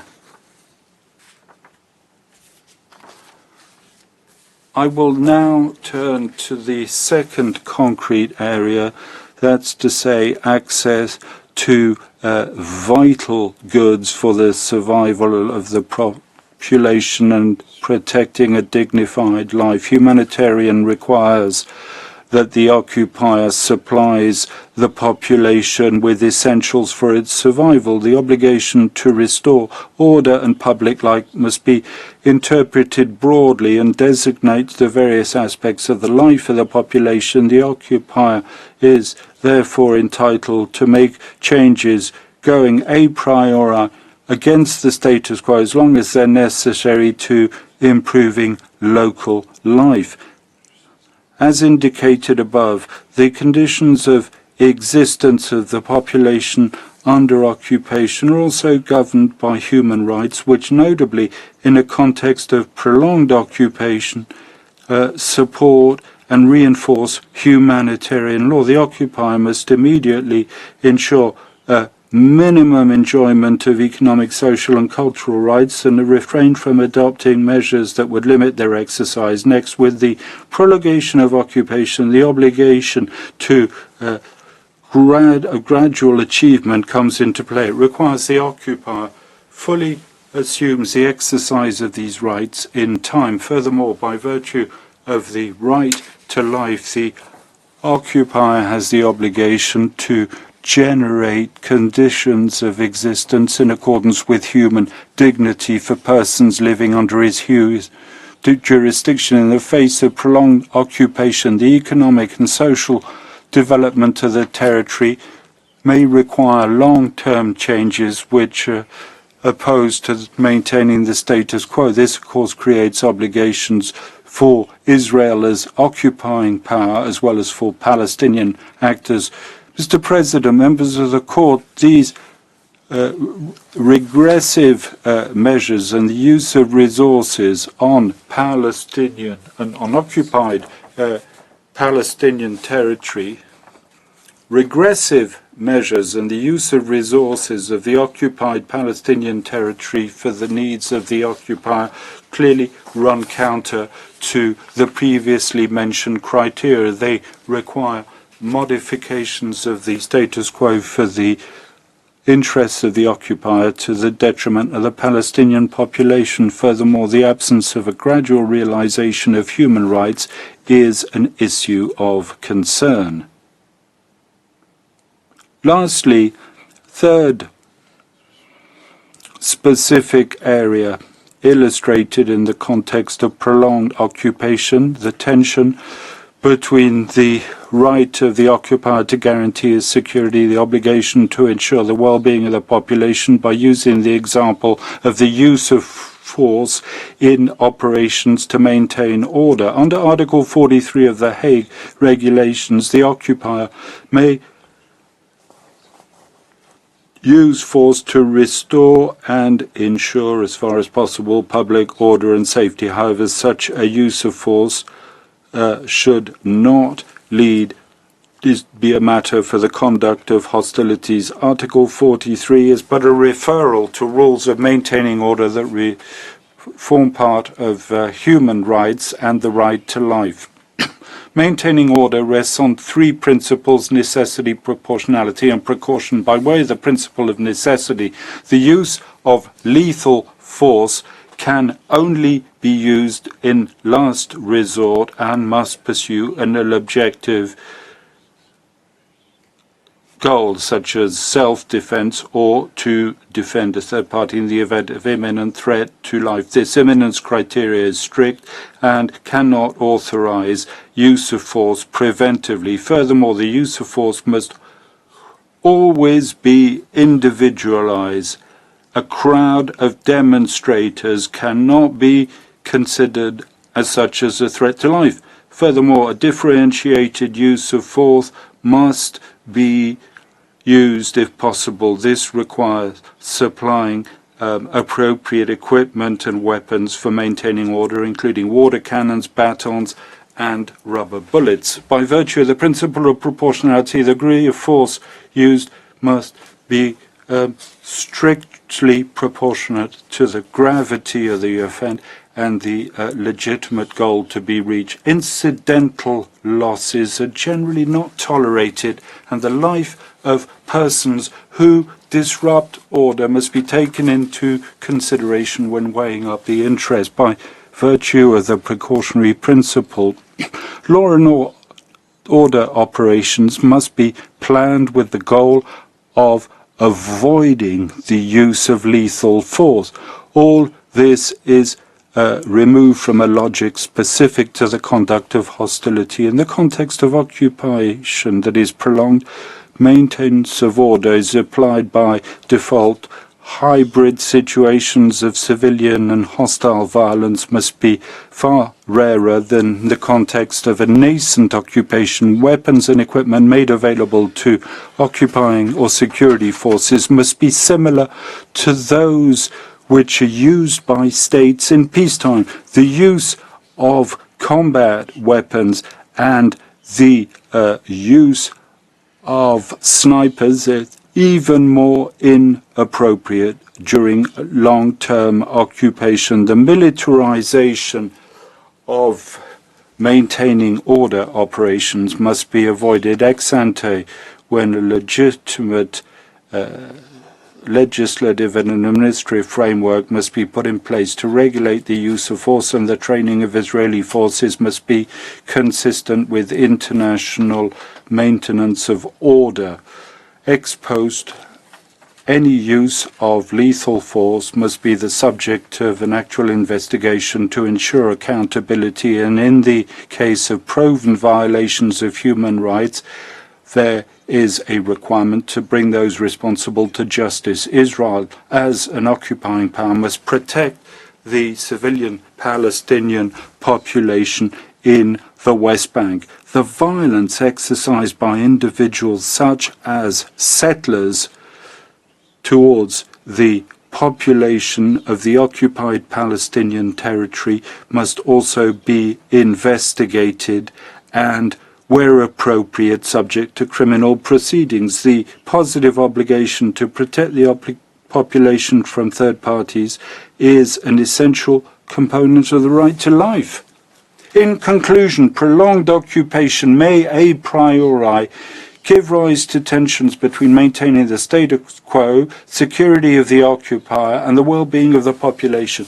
These tensions are resolved by humanitarian law supplemented by human rights law. The longer the occupation, the more respect and guarantee of human rights are important. The joint application of these two legal regimes strengthens the protection of populations living under occupation and may impose specific measures that run counter to the obligation to maintain the status quo. Thus, the development of the territory requires the adoption of positive measures in favor of the population of the occupied territory. Similarly, the well-being of the population requires transformations aimed at improving its conditions of life. Lastly, in the presence of a prolonged occupation, the use of force is presumed to form part of law and order. All parties must prevent violence and the resurgence of hostility in order to guarantee a life as dignified and as normal as possible to the population. In this spirit, Israel and Palestine must cooperate and support one another mutually and not weaken one another or erode the authority of the other party. Mr. President, members of the court, this brings to an end the written submission of Switzerland. Thank you for your attention. Je remercie la délégation de la Suisse pour son I'd like to thank Switzerland for their exposé. public to address the court and for His Excellency Mr. Ammar Al-Hassan to the podium.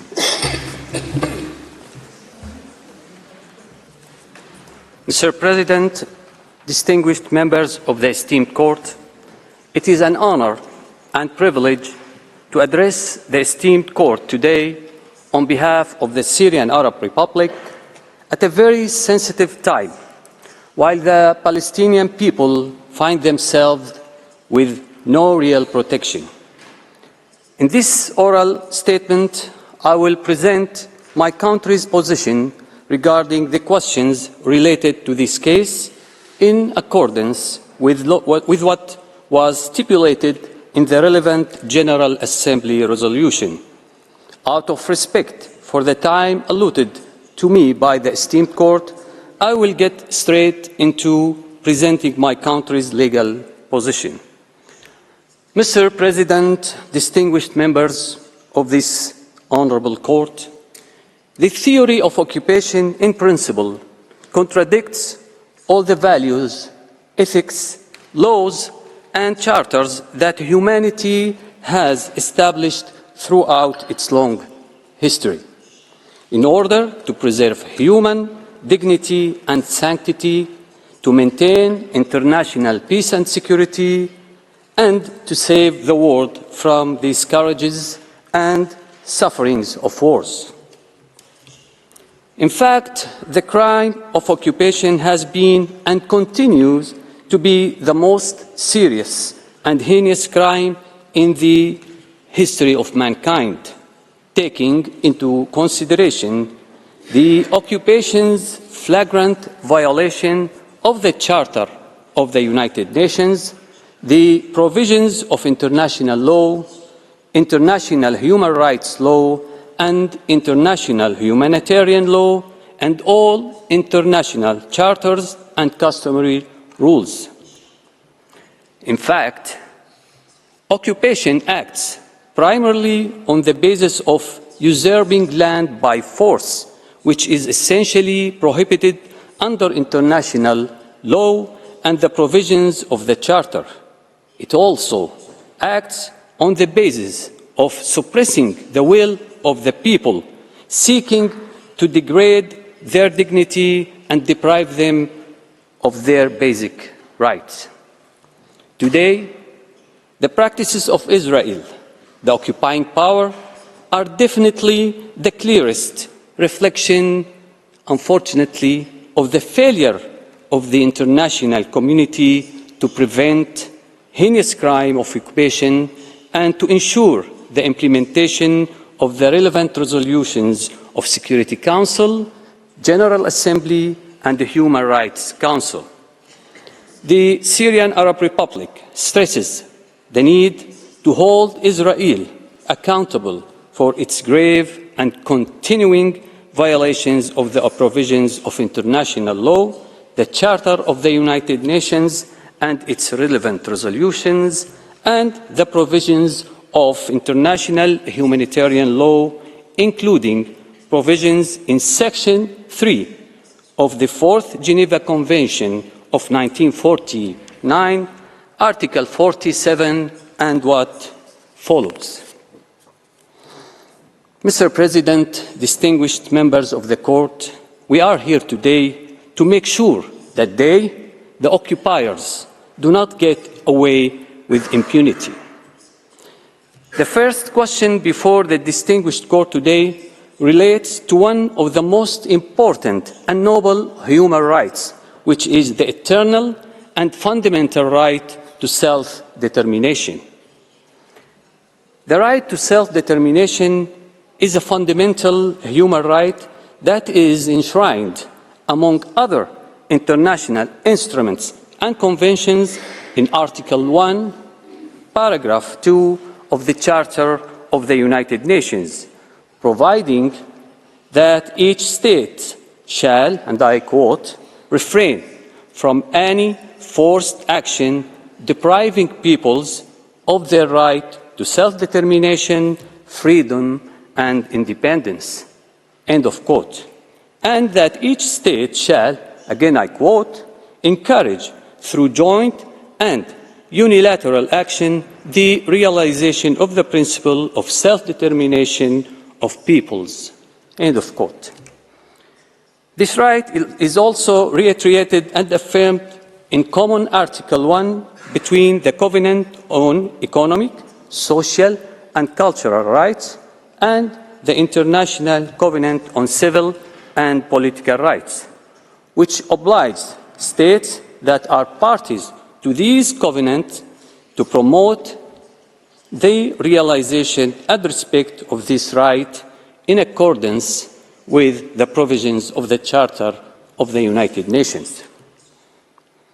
Israel violates this right through, for example, the establishment and continued expansion of illegal settlements in the occupied Palestinian territories, including Jerusalem.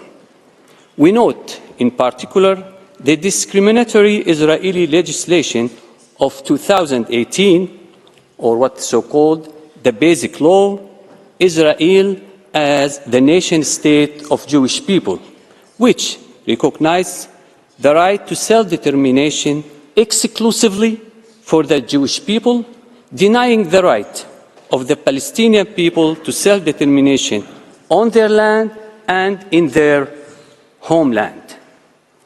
I shall now turn to talk about the legal consequences.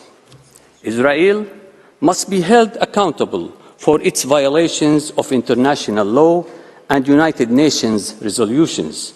Israel must put an immediate end to the violation of its international obligations by halting all actions and measures that prevent and/or impede the exercise of the Palestinian people's right to self-determination, including putting an immediate end of the occupation in all its forms. For third states, since the right to self-determination is an erga omnes argument and obligation on all subjects of international law, all states must respect it and seek to achieve it. It is also the responsibility of all states, consistent with the respect for the United Nations Charter and international law, to immediately put an end to the obstruction of the Palestinian people's exercise of their right to self-determination. The United Nations, in particular the General Assembly and the Security Council, should consider the additional procedures and binding international legitimacy tools stipulated in the Charter that are required to put an immediate end to any obstruction preventing the Palestinian people from obtaining their right to self-determination, and to take the necessary measures in order to ensure the implementation of its relevant resolutions without any further delay.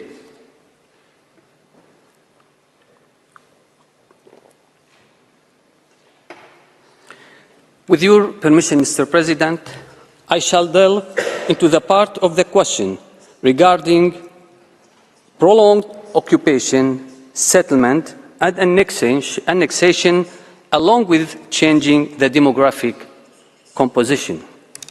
The illegal Israeli settlements and the system associated with them are based actually on a dual process.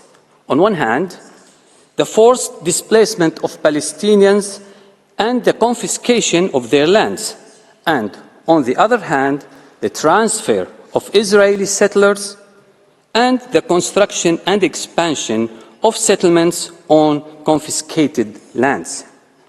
International humanitarian law prohibits the forced displacement of the occupied people and the transfer of citizens of the occupying power to the occupied territories, as confirmed by Article 49 of the Fourth Geneva Convention, that provides for the protection of civilians in the time of war. Thus, forced displacement and transfer of citizens by the occupying power constitute grave violations under Article 147 of the aforementioned Convention. Indeed, the actual annexation of parts of the occupied Palestinian land is embodied through a continuous gradual process involving the implementation of many measures and actions that include, among others, settlements' size, infrastructure, and location, which indicate the purpose to make them sustainable. Israeli government plans and directives that allowed the establishment and expansion of settlements. The legislation that enacted a dual legal system in the occupied territories in favor of the settlers at the expense of the occupied people, including the Basic Law of 2018, aka Israel as the nation state of the Jewish people. Another example, public statements of Israeli officials demonstrate to the fact that the settlement and the system associated with them constitute a deliberate policy of obtaining a permanent presence for the annexation of the territories, and confirm that the actual annexation had already taken place.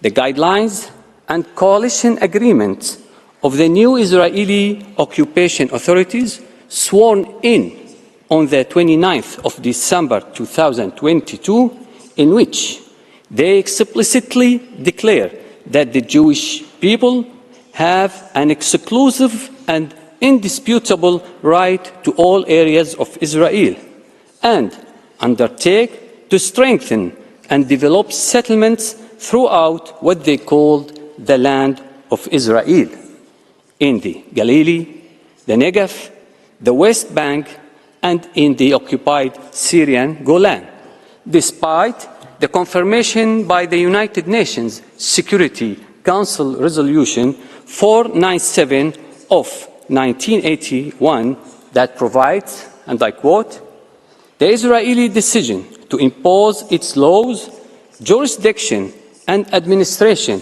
in the occupied Syrian Golan Heights is null and void and without international legal effect." End of quote.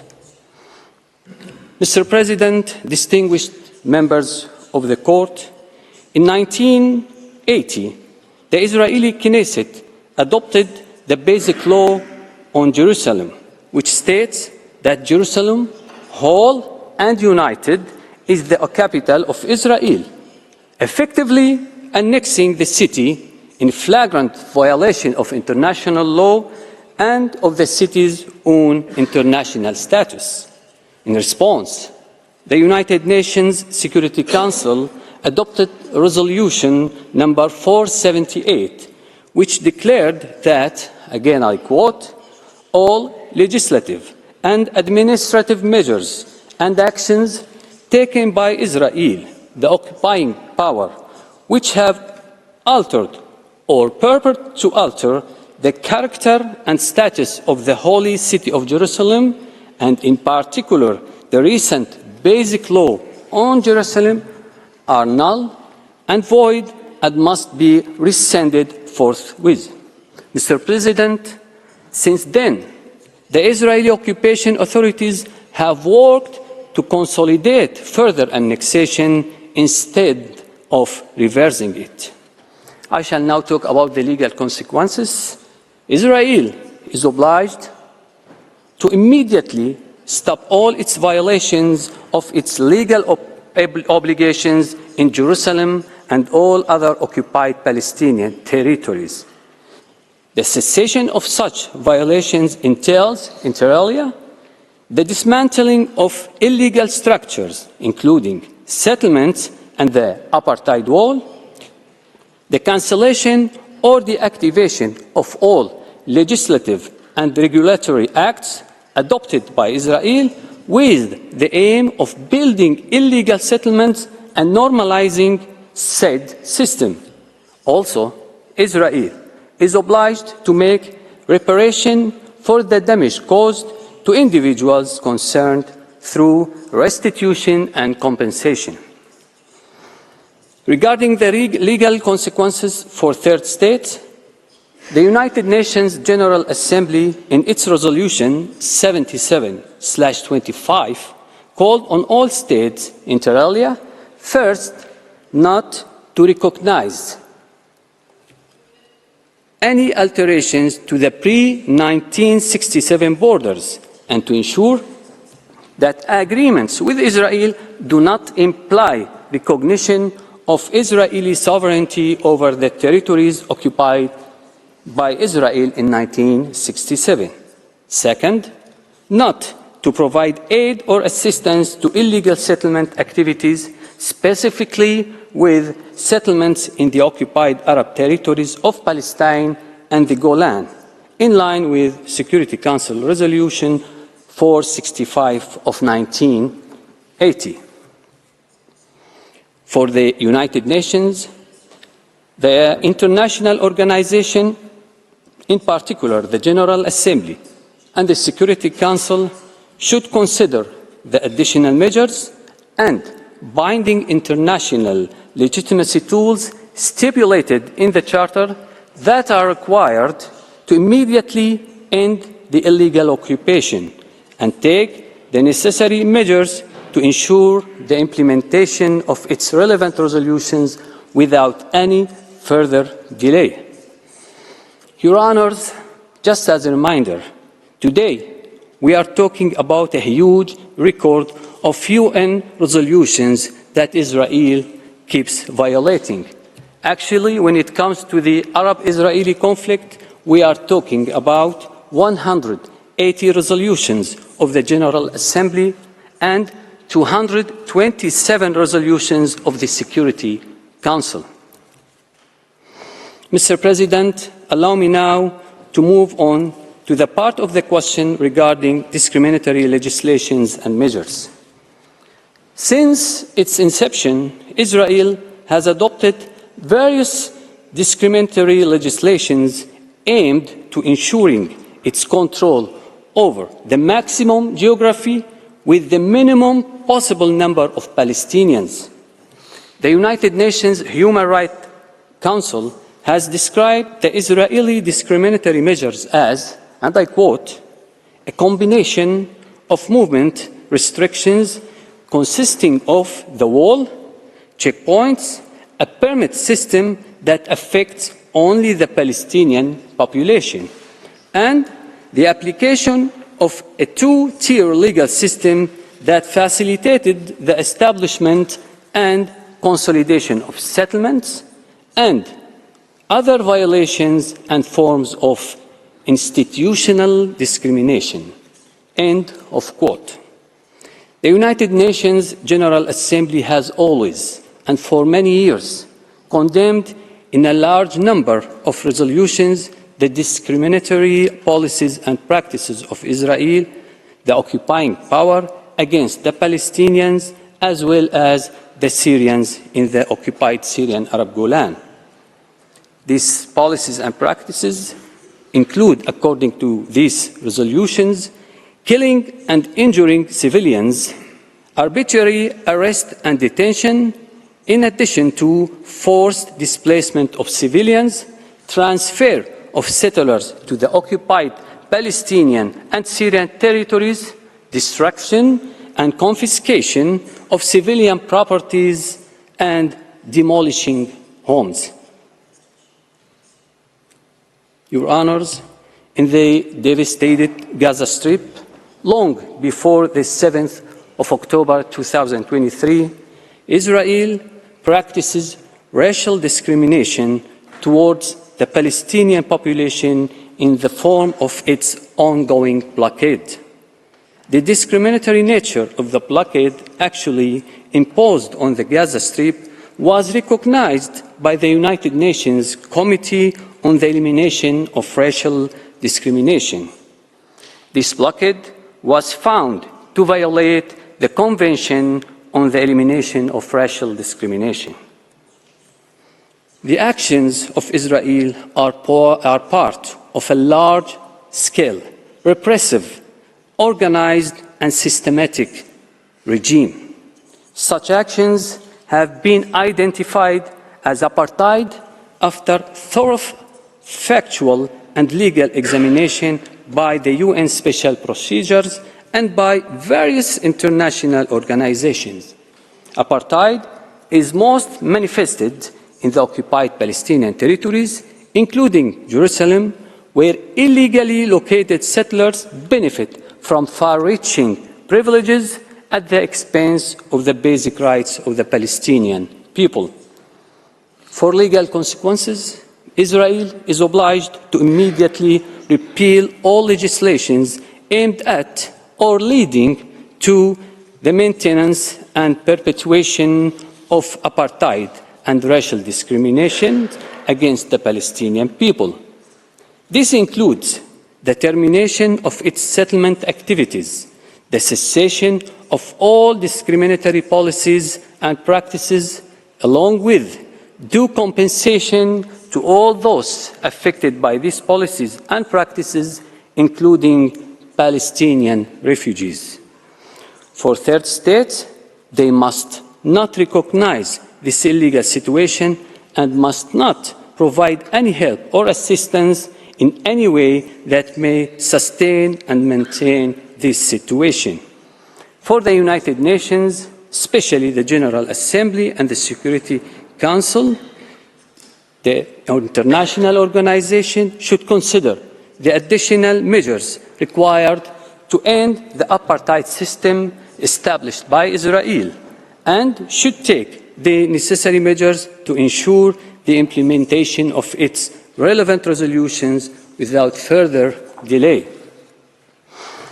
After this review, allow me, Mr. President, to present my country's legal position on the second question presented before the distinguished court in accordance with the relevant General Assembly resolution.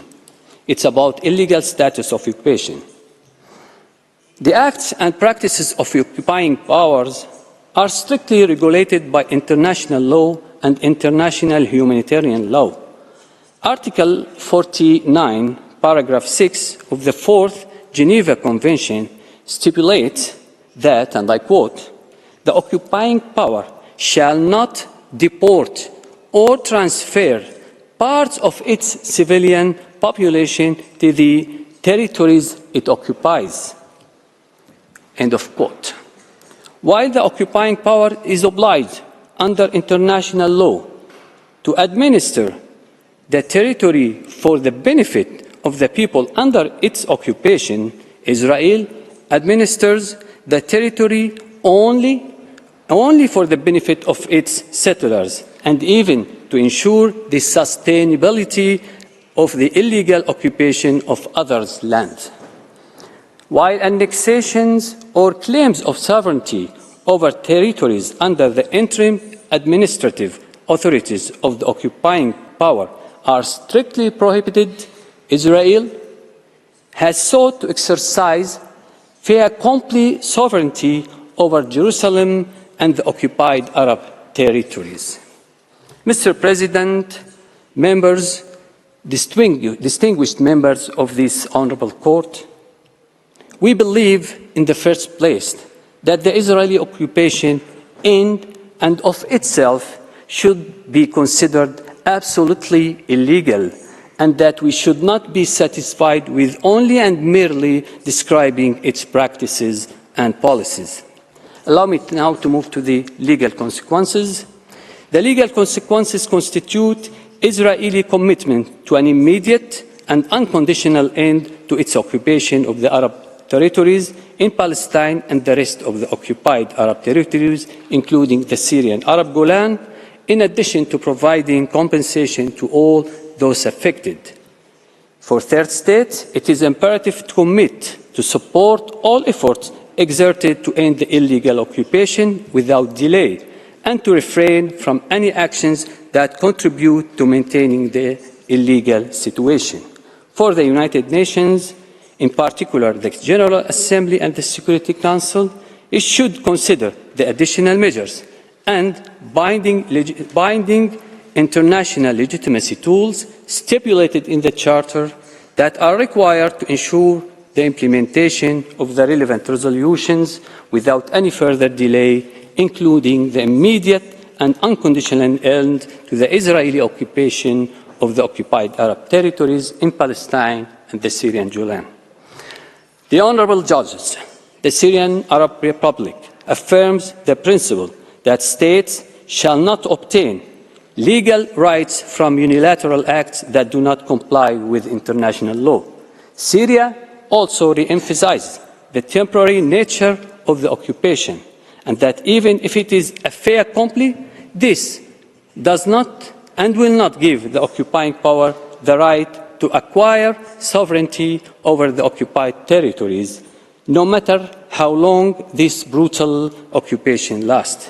Syria reiterates that the stability of the Middle East and the credibility of the United Nations system, including the esteemed court, require taking measures to ensure the implementation of all relevant international resolutions to end the Israeli occupation of all occupied Arab territories in accordance with the relevant United Nations resolutions.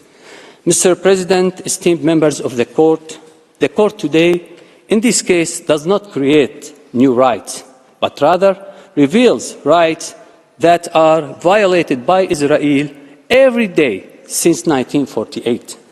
Israel is not only committing the horrendous act that we have just mentioned, but we are currently witnessing Israel committing genocide in the occupied Gaza Strip, attacking Syria, attacking Lebanon, and committing war crimes and crimes against humanity. In fact, one of the reasons for Israel's consideration of itself as being above the law is that it has been carrying out illegal occupation and committing crimes for 75 years without facing accountability or any sort of consequences. Today, it has become imperative for all states to convince or to show Israel, the occupying power, by all possible legal means that it does not have a green light to annex more occupied territories, expel their indigenous people, and build more illegal settlements. Most importantly, convincing and showing Israel that there will be no peace, no security or stability for all and equal without ending the occupation and establishing a viable and sustainable Palestinian state that possesses full competence and authorities like all member states of international community. The continuance of these violations means more Israeli escalations vis-à-vis the Palestinian people exercising their legitimate right to resist the occupation. Many decades have passed, and the suffering of the Palestinian, Syrian, and Lebanese peoples under the Israeli occupation continues, mainly due to the absence of a decisive and credible political will that is keen to implement the provisions of international law. Your Honors, today, and for all these reasons, and for the sake of genuine peace and unshakable justice, we look forward to the role of jurists who took it upon themselves to equally uphold the provisions of the law in order to contribute to achieving peace and justice to those people suffering under the most violent, most tyrannous, and most oppressive form of occupation in the history of humanity. Thank you, Mr. President. Thank you, distinguished members of the Court. I thank the delegation of the Syrian Arab Republic for its presentation. I invite the next participating delegation, that's Tunisia, to address the Court and call Professor Slim Lagmani to the podium. You have the floor, sir. Monsieur le Président, Mr. President, distinguished members of the Court, it is an honour for me to appear before your esteemed Court to set out Tunisia's point of view on the request for the advisory opinion before you. This is a request for an opinion which deals with the oldest and most unbearable injustice, namely that of the Palestinian people. In December 2022, Tunisia voted in favour of Resolution 77-247 because it was then and remains now convinced that an impartial and lucid legal opinion given in response to the questions posed by the General Assembly is necessary not only for the General Assembly and the United Nations, but even more so for the international community as a whole. Regarding questions relative to the jurisdiction and discretion, we are of the opinion that those arguments which led the Court in its advisory opinion on the legal consequences of the building of a wall in occupied Palestinian territory to conclude, I quote you, not only has the Court jurisdiction to give an opinion on the question posed to it by the General Assembly, but there is no compelling reason for the Court to use its discretion to not do so. End of quotation. We are of the opinion that these arguments are valid for the instant request for opinion. There is, however, a specific argument in favour of the eminently legal character of the questions put in the instant request, and they're worthy of development. The reference by the General Assembly successively to occupation, to colonization, annexation, shows that It is the law which is at the centre of the questions asked. Indeed, given the policies and practices of Israel in the OPT, we need to respond to the next question. Can we still speak only of an occupation, understood as placing a territory under the authority of an enemy army? Don't you think that really today this is a euphemism?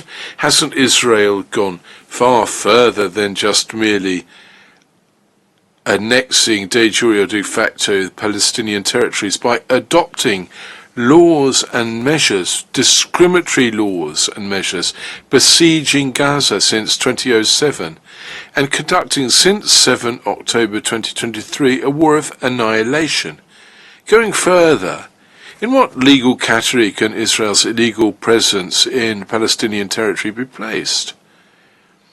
And like what some have claimed, the advisory opinion by the court answering this question would in no fashion be an obstacle to a negotiated political settlement of the Israeli-Palestinian conflict. Quite to the contrary, it's very useful to negotiations that negotiators be informed by an impartial third party on what they are legally entitled to demand and what they can or must renounce.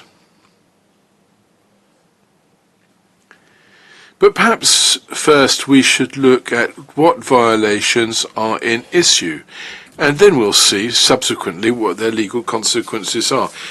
Mr. President, distinguished members of the Court, you have all the necessary elements establishing the continuing violation by violation of the right of the Palestinian people to self-determination, of the prohibition of aggression, the acquisition of territories by force, the serious and persistent violations of the human rights of Palestinians and the intransgressible rules, that's your own words, of international humanitarian law. Amongst these elements, we shall refer specifically to those established by the decisions of the Security Council, which cannot be accused of bias against Israel, and by the Court, whose independence, in your opinion of 9 July 2004, is beyond doubt.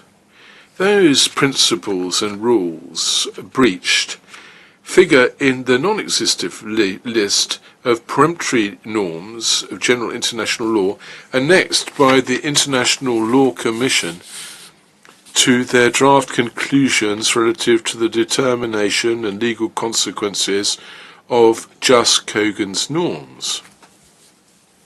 The Court, for its part, has characterized certain of the norms breached as Just Kogan's rules, as for example the prohibition for the interdiction of prohibition of torture, crimes constituting serious breaches of the Geneva Conventions of 1949, and others have been qualified as erga omnes rights or obligations, of cardinal principles, of intransgressible principles, of principles, essential principles of contemporary international law, or indeed rules dictated by elementary considerations of humanity.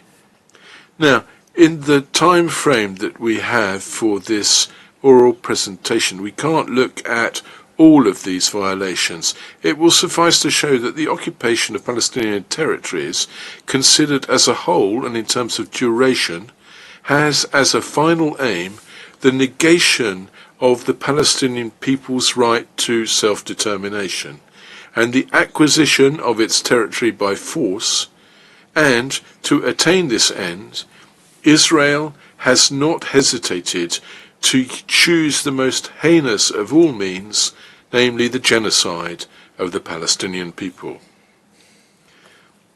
Let's look at the negation of the right of the Palestinian people to self-determination. At the end of the First World War, Palestine was placed under British Mandate A. Under Article 22, paragraph 4 of the Covenant of the League of Nations. This mandate concerned, I quote, certain communities formerly belonging to the Ottoman Empire, which was the case of Palestine. These communities, as the article continues, have attained a level of development such that their existence as independent nations may be provisionally recognized.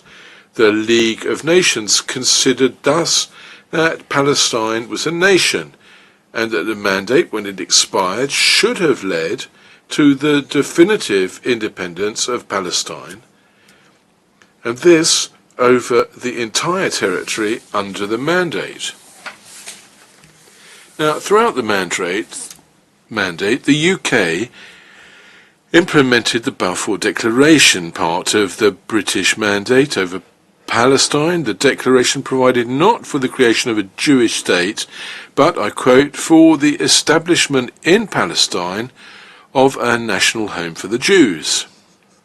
This process led to Resolution 181, second session of the General Assembly of 29 November 1947, which recommended placing the city of Jerusalem under a special international regime, as well as a partition plan granting the Jewish state 56.47% of the mandatory Palestine territory. This recommendation, which ignored the raison d'etre of the mandate, which was to lead Palestine forwards towards a definitive independence over the entirety of the mandated territory, had to be accepted by both parties to have legal effect.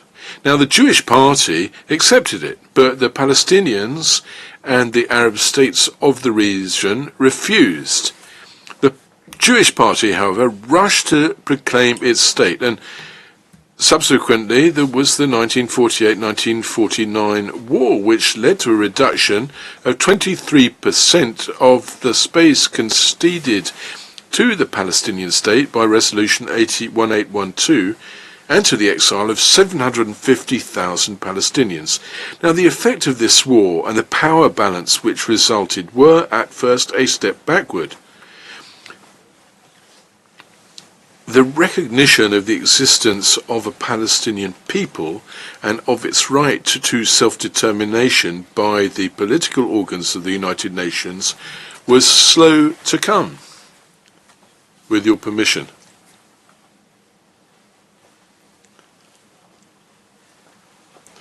To start with, the Palestinians were considered as refugees, and we had to wait until 10 December 1969 for the General Assembly to recognise the inalienable rights of the people of Palestine. On 30 November 1970, the General Assembly will condemn governments, I quote, which refuse the right of self-determination to peoples to whom this right has been recognised, inter alia, the peoples of South Africa and of Palestine, and they will recognise the legitimacy of the struggle undertaken by those peoples subject to a foreign and colonial domination by all means at their disposal, and to obtain their recognised right to self-determination. End of quotation. The solemn recognition of the Palestinian people will come on 22 November 1974, where the General Assembly will assert the inalienable rights of the Palestinian people in Palestine, including A, the right to self-determination without external interference, and B, the right to independence and to sovereignty. The Security Council will be even slower to use the expression Palestinian people in its resolutions. It's in its Resolution 605 of 22 December 1987 that the Security Council will assert, as far as we know for the first time, the existence of a Palestinian people, where they say they deeply regret the policies and practices of Israel, the occupying power, which breaches the human rights of the Palestinian people in occupied territories. In Resolution 672 of 12 October 1990, the Security Council will recognise the legitimate political rights of the Palestinian people. The Court will draw the consequences of this in its advisory opinion of 9 July 2004. The existence of a Palestinian people is no longer an issue. I quote you there. The recognition of the existence of a people carries with it the recognition of its right to the equality of rights, the creation of an independent and sovereign state, to the liberation and integrity of its territory. Now, clearly, the Palestinian people has been deprived by force from the enjoyment of all of those rights.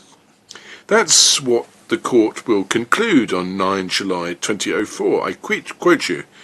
The obligation erga omnes to respect the right of the Palestinian people to self-determination is breached by Israel.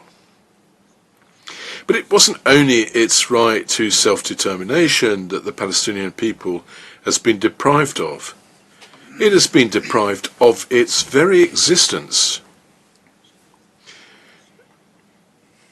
Mr. President, distinguished members of the Court, the genocide is the crime of crimes, and very often this expression is used to signify it's the most serious of all international crimes.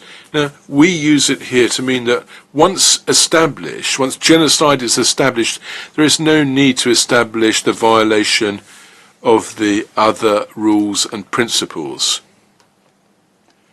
We know that the Court has been seized by this issue of genocide. But we have to look at it here as well. Why? Because genocide of the Palestinian people relates to the acquisition of Palestinian territory by force. Because the acquisition of Palestinian territory by force is the legal status of the occupation. The prohibition of genocide is incontrovertibly a jus cogens norm. The crime of genocide is defined by Article 2 of the Convention for the Prevention and Punishment of that crime. I quote, "For the purposes of the present statute, the crime of genocide is understood as being any of the following acts committed with the intention of destroying, in part or in whole, a national, ethnic, racial, or religious group. A. Killing members of the group. 2. Causing deliberate bodily or mental harm to members of the group. Small c. Deliberately inflicting on the group conditions of life calculated to bring about its physical destruction, in whole or in part. And D. Imposing measures intended to prevent births within the group. And small e. Forced transfer of children of the group to another group." Now, there is no doubt whatsoever that the Palestinian people is a national group within the meaning of Article 2 of the Convention. How could they not be, since they are a people? And they are thus entitled to the right of self-determination.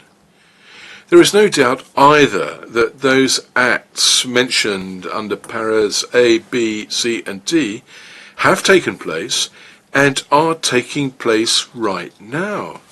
The whole world has borne witness to this and is witness to it right now. The war against Gaza, the fifth since 2007, the systematic violation and massive violation of the fundamental human rights and norms of international humanitarian law, which the Court has deemed intransgressible. In this respect, it's worth pointing out that genocide does not suppose the extermination of all members of the protected group. The Court considered in its judgment of 26 February 2007 that, I quote you, "Genocidal intent must be to destroy at least a substantial part of the group in question." End of citation. And in this regard, the Court found in its order of 26 January 2024 that, I quote, "The Palestinians of the Gaza Strip form a substantial part of the protected group." And in between times, the entire world has been witness of the land, maritime and aerial blockade of Gaza since 2007, the excessive use of force by the Israeli army and its security forces in occupied territories, leading to deaths and casualties amongst Palestinian civilians, including children and women and others.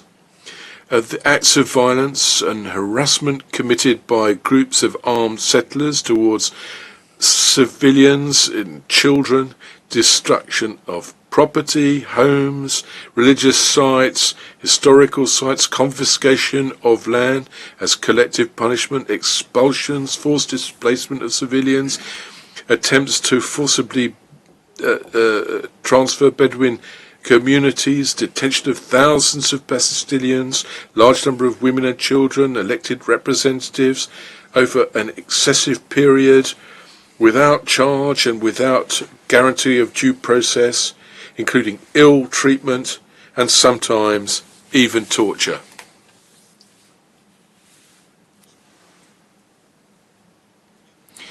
There's been closing of certain areas, the placing of hundreds of obstacles to traffic, checkpoints, permit regimes impeding the freedom of movement of people and goods, inter alia medical and humanitarian, which is really important. But it's not enough just to establish this substantive element to prove genocide. The specificity of the crime of genocide resides in intent.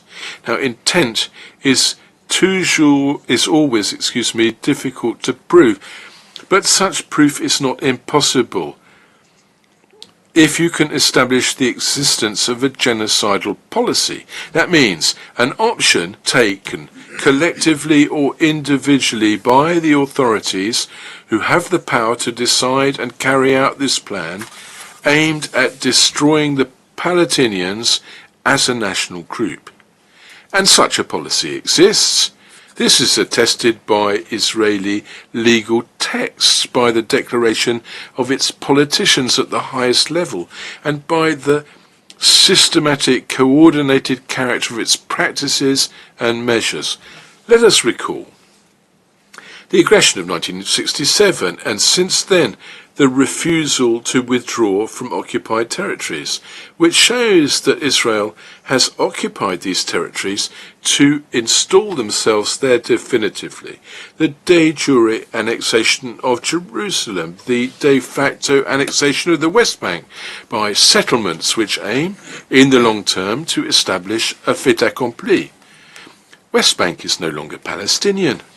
The basic law, my Syrian colleague referred to that. I quote here, Israel as the national state of the Jewish people, and in its first article defines the land of Israel as, I quote, the historic homeland of the Jewish people in which the state of Israel has been created. By thus referring with respect to this land, not to the international legality, but to a fable of identity, which includes all of mandated Palestine and more.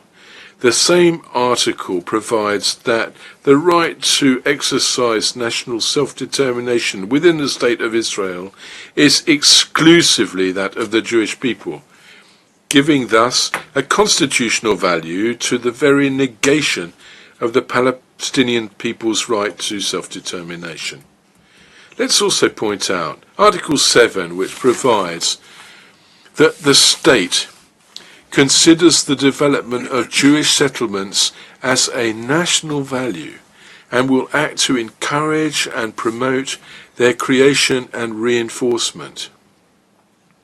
Let us also recall the guiding principles of the coalition agreement of the current Israeli government, which was sworn in on 29 December 2022. The first of these principles expressly proclaims, I quote, that the Jewish people has an exclusive and unchallengeable right over all the areas all the zones of the land of Israel and engages the government to promote and develop settlements in all parts of the land of Israel, in Galilee, in Negev, in the Golan, in Judea, and in Samaria. End of citation. The 11th guiding principle asserts that the government will work to consolidate the status of Jerusalem. Let's also recall Israel's leaders' declarations, and we'll only cite two here just to give you a few examples. The first is that of Israel's Minister of Finance, dated 19 March 2023, last year. There are no Palestinians because there is not a Palestinian people. End of quotation. The second is the declaration of the Israeli Prime Minister. I quote him, "I will never compromise on the total control which Israel must maintain over security over all territory west of the River Jordan." All territory west of the River Jordan. End of citation. It is clear from these texts and declarations that Israel considers that all the territory of mandatory Palestine is its own, and that there is no Palestinian people. All of the foregoing shows, Mr. President, distinguished members of the Court, it shows the existence of a systematic policy, namely a clear intention and desire to destroy Palestinians as a national group entitled to self-determination and state independence, and to reduce the survivors to a group of stateless refugees. Let's turn now to the legal consequences that stem from these violations. They may be classified into two categories: the particular consequence of the serious violations of peremptory norms of general international law on the one hand, and the specific consequences of the violation of the prohibition of genocide on the other.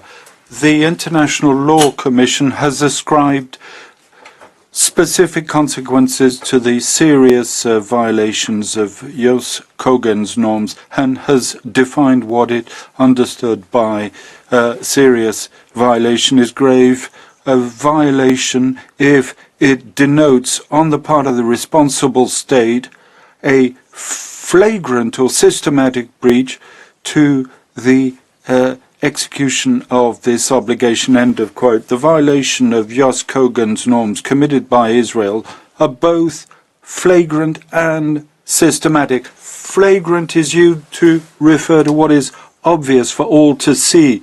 Is it not obvious to the eyes of all that Israel occupies the Palestinian territories, that it colonizes this territory, that is annexed Jerusalem, that in the war of aggression that it conducts against Gaza, it ignores and lays claim to the disregard it shows for principles of distinction and proportionality. It has deliberately targeted sites and protected persons. Systematic is used to refer to what is done with method and without failure, of what proceeds from a predetermined order beforehand, and what is deliberate. Is it not apparent from the policies and practices of Israel that there is a predetermined order, a plan hatched whose ultimate goal is to destroy the Palestinians as a people, to reduce them to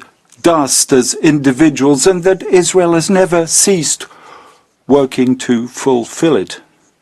The results of the grave violations of peremptory norms of general international law, the following consequences: the responsible state cannot rely on circumstances excluding responsibility. Israel cannot assert neither self-defense, nor force majeure, nor distress, nor a state of necessity to exclude its responsibility, nor is it entitled to turn to countermeasures. As regards the other states, Joost Cohen's norms create erga omnes obligations. in respect of which all states have a legal interest. In particular, all states have a duty to cooperate to end, through lawful means, violations committed by Israel. All states have the duty to recognize as unlawful the situations created by the OPT and to refrain from all acts that might constitute aid or assistance in this regard. All states, and not just the aggrieved states, are entitled to invoke the responsibility of Israel. They can demand that Israel ceases these violations and assurances and guarantees of non-repetition, as well as discharging the obligation of reparation. The violation of the prohibition of genocide carries all the specific consequences of the violations of the Jos Cogens norms. It also carries specific consequences provided for by the Convention for the Prevention and Punishment of the Crime of Genocide, and the Rome Statute of the ICC for all states that are parties to it. These specific consequences are as follows. Firstly, establishment of universal jurisdiction in this regard. State parties must notably provide for effective criminal sanctions aimed at persons guilty of genocide or any of the other acts incriminated by Article 3 of the 1948 Convention. Next, the right for any party to the 1948 Convention to seize the competent organs of the United Nations organization so that they take the appropriate measures for the prevention and punishment of acts of genocide. Thirdly, the right for any party to the 1948 Convention to seize the court through a unilateral request of any dispute pertaining to the responsibility of Israel in respect of genocide or any one of the other acts set out in Article 3, and that's what the state of South Africa did. Fourthly, the right for any state party or for any state that has accepted the jurisdiction of the ICC in accordance with Article 12, Paragraph 3 of the Rome Statute to seize the court if it has serious reasons to believe that a crime of genocide has been committed in its territory. That's what the state of Palestine did. Lastly, the right for any state party to the Rome Statute to defer to the prosecutor of the ICC the situation in Palestine and to ask him to investigate the situation. And that's what, on 17 November 2023, 5 state parties did: South Africa, Bangladesh, Bolivia, Comoros, and Djibouti.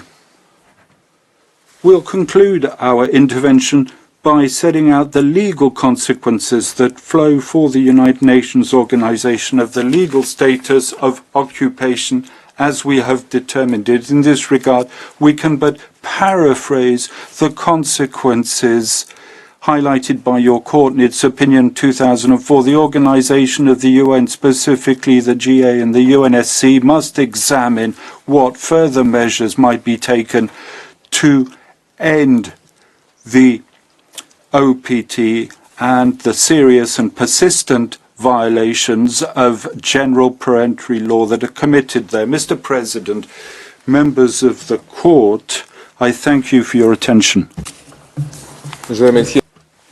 I thank the delegation of Tunisia for its statement, which brings us an end to this afternoon's sitting. The court will meet again on Monday, 26 February at 10 a.m. to hear Turkey, Zambia, the League of Arab States, the Organization of Islamic Cooperation, and the African Union. The sitting is adjourned.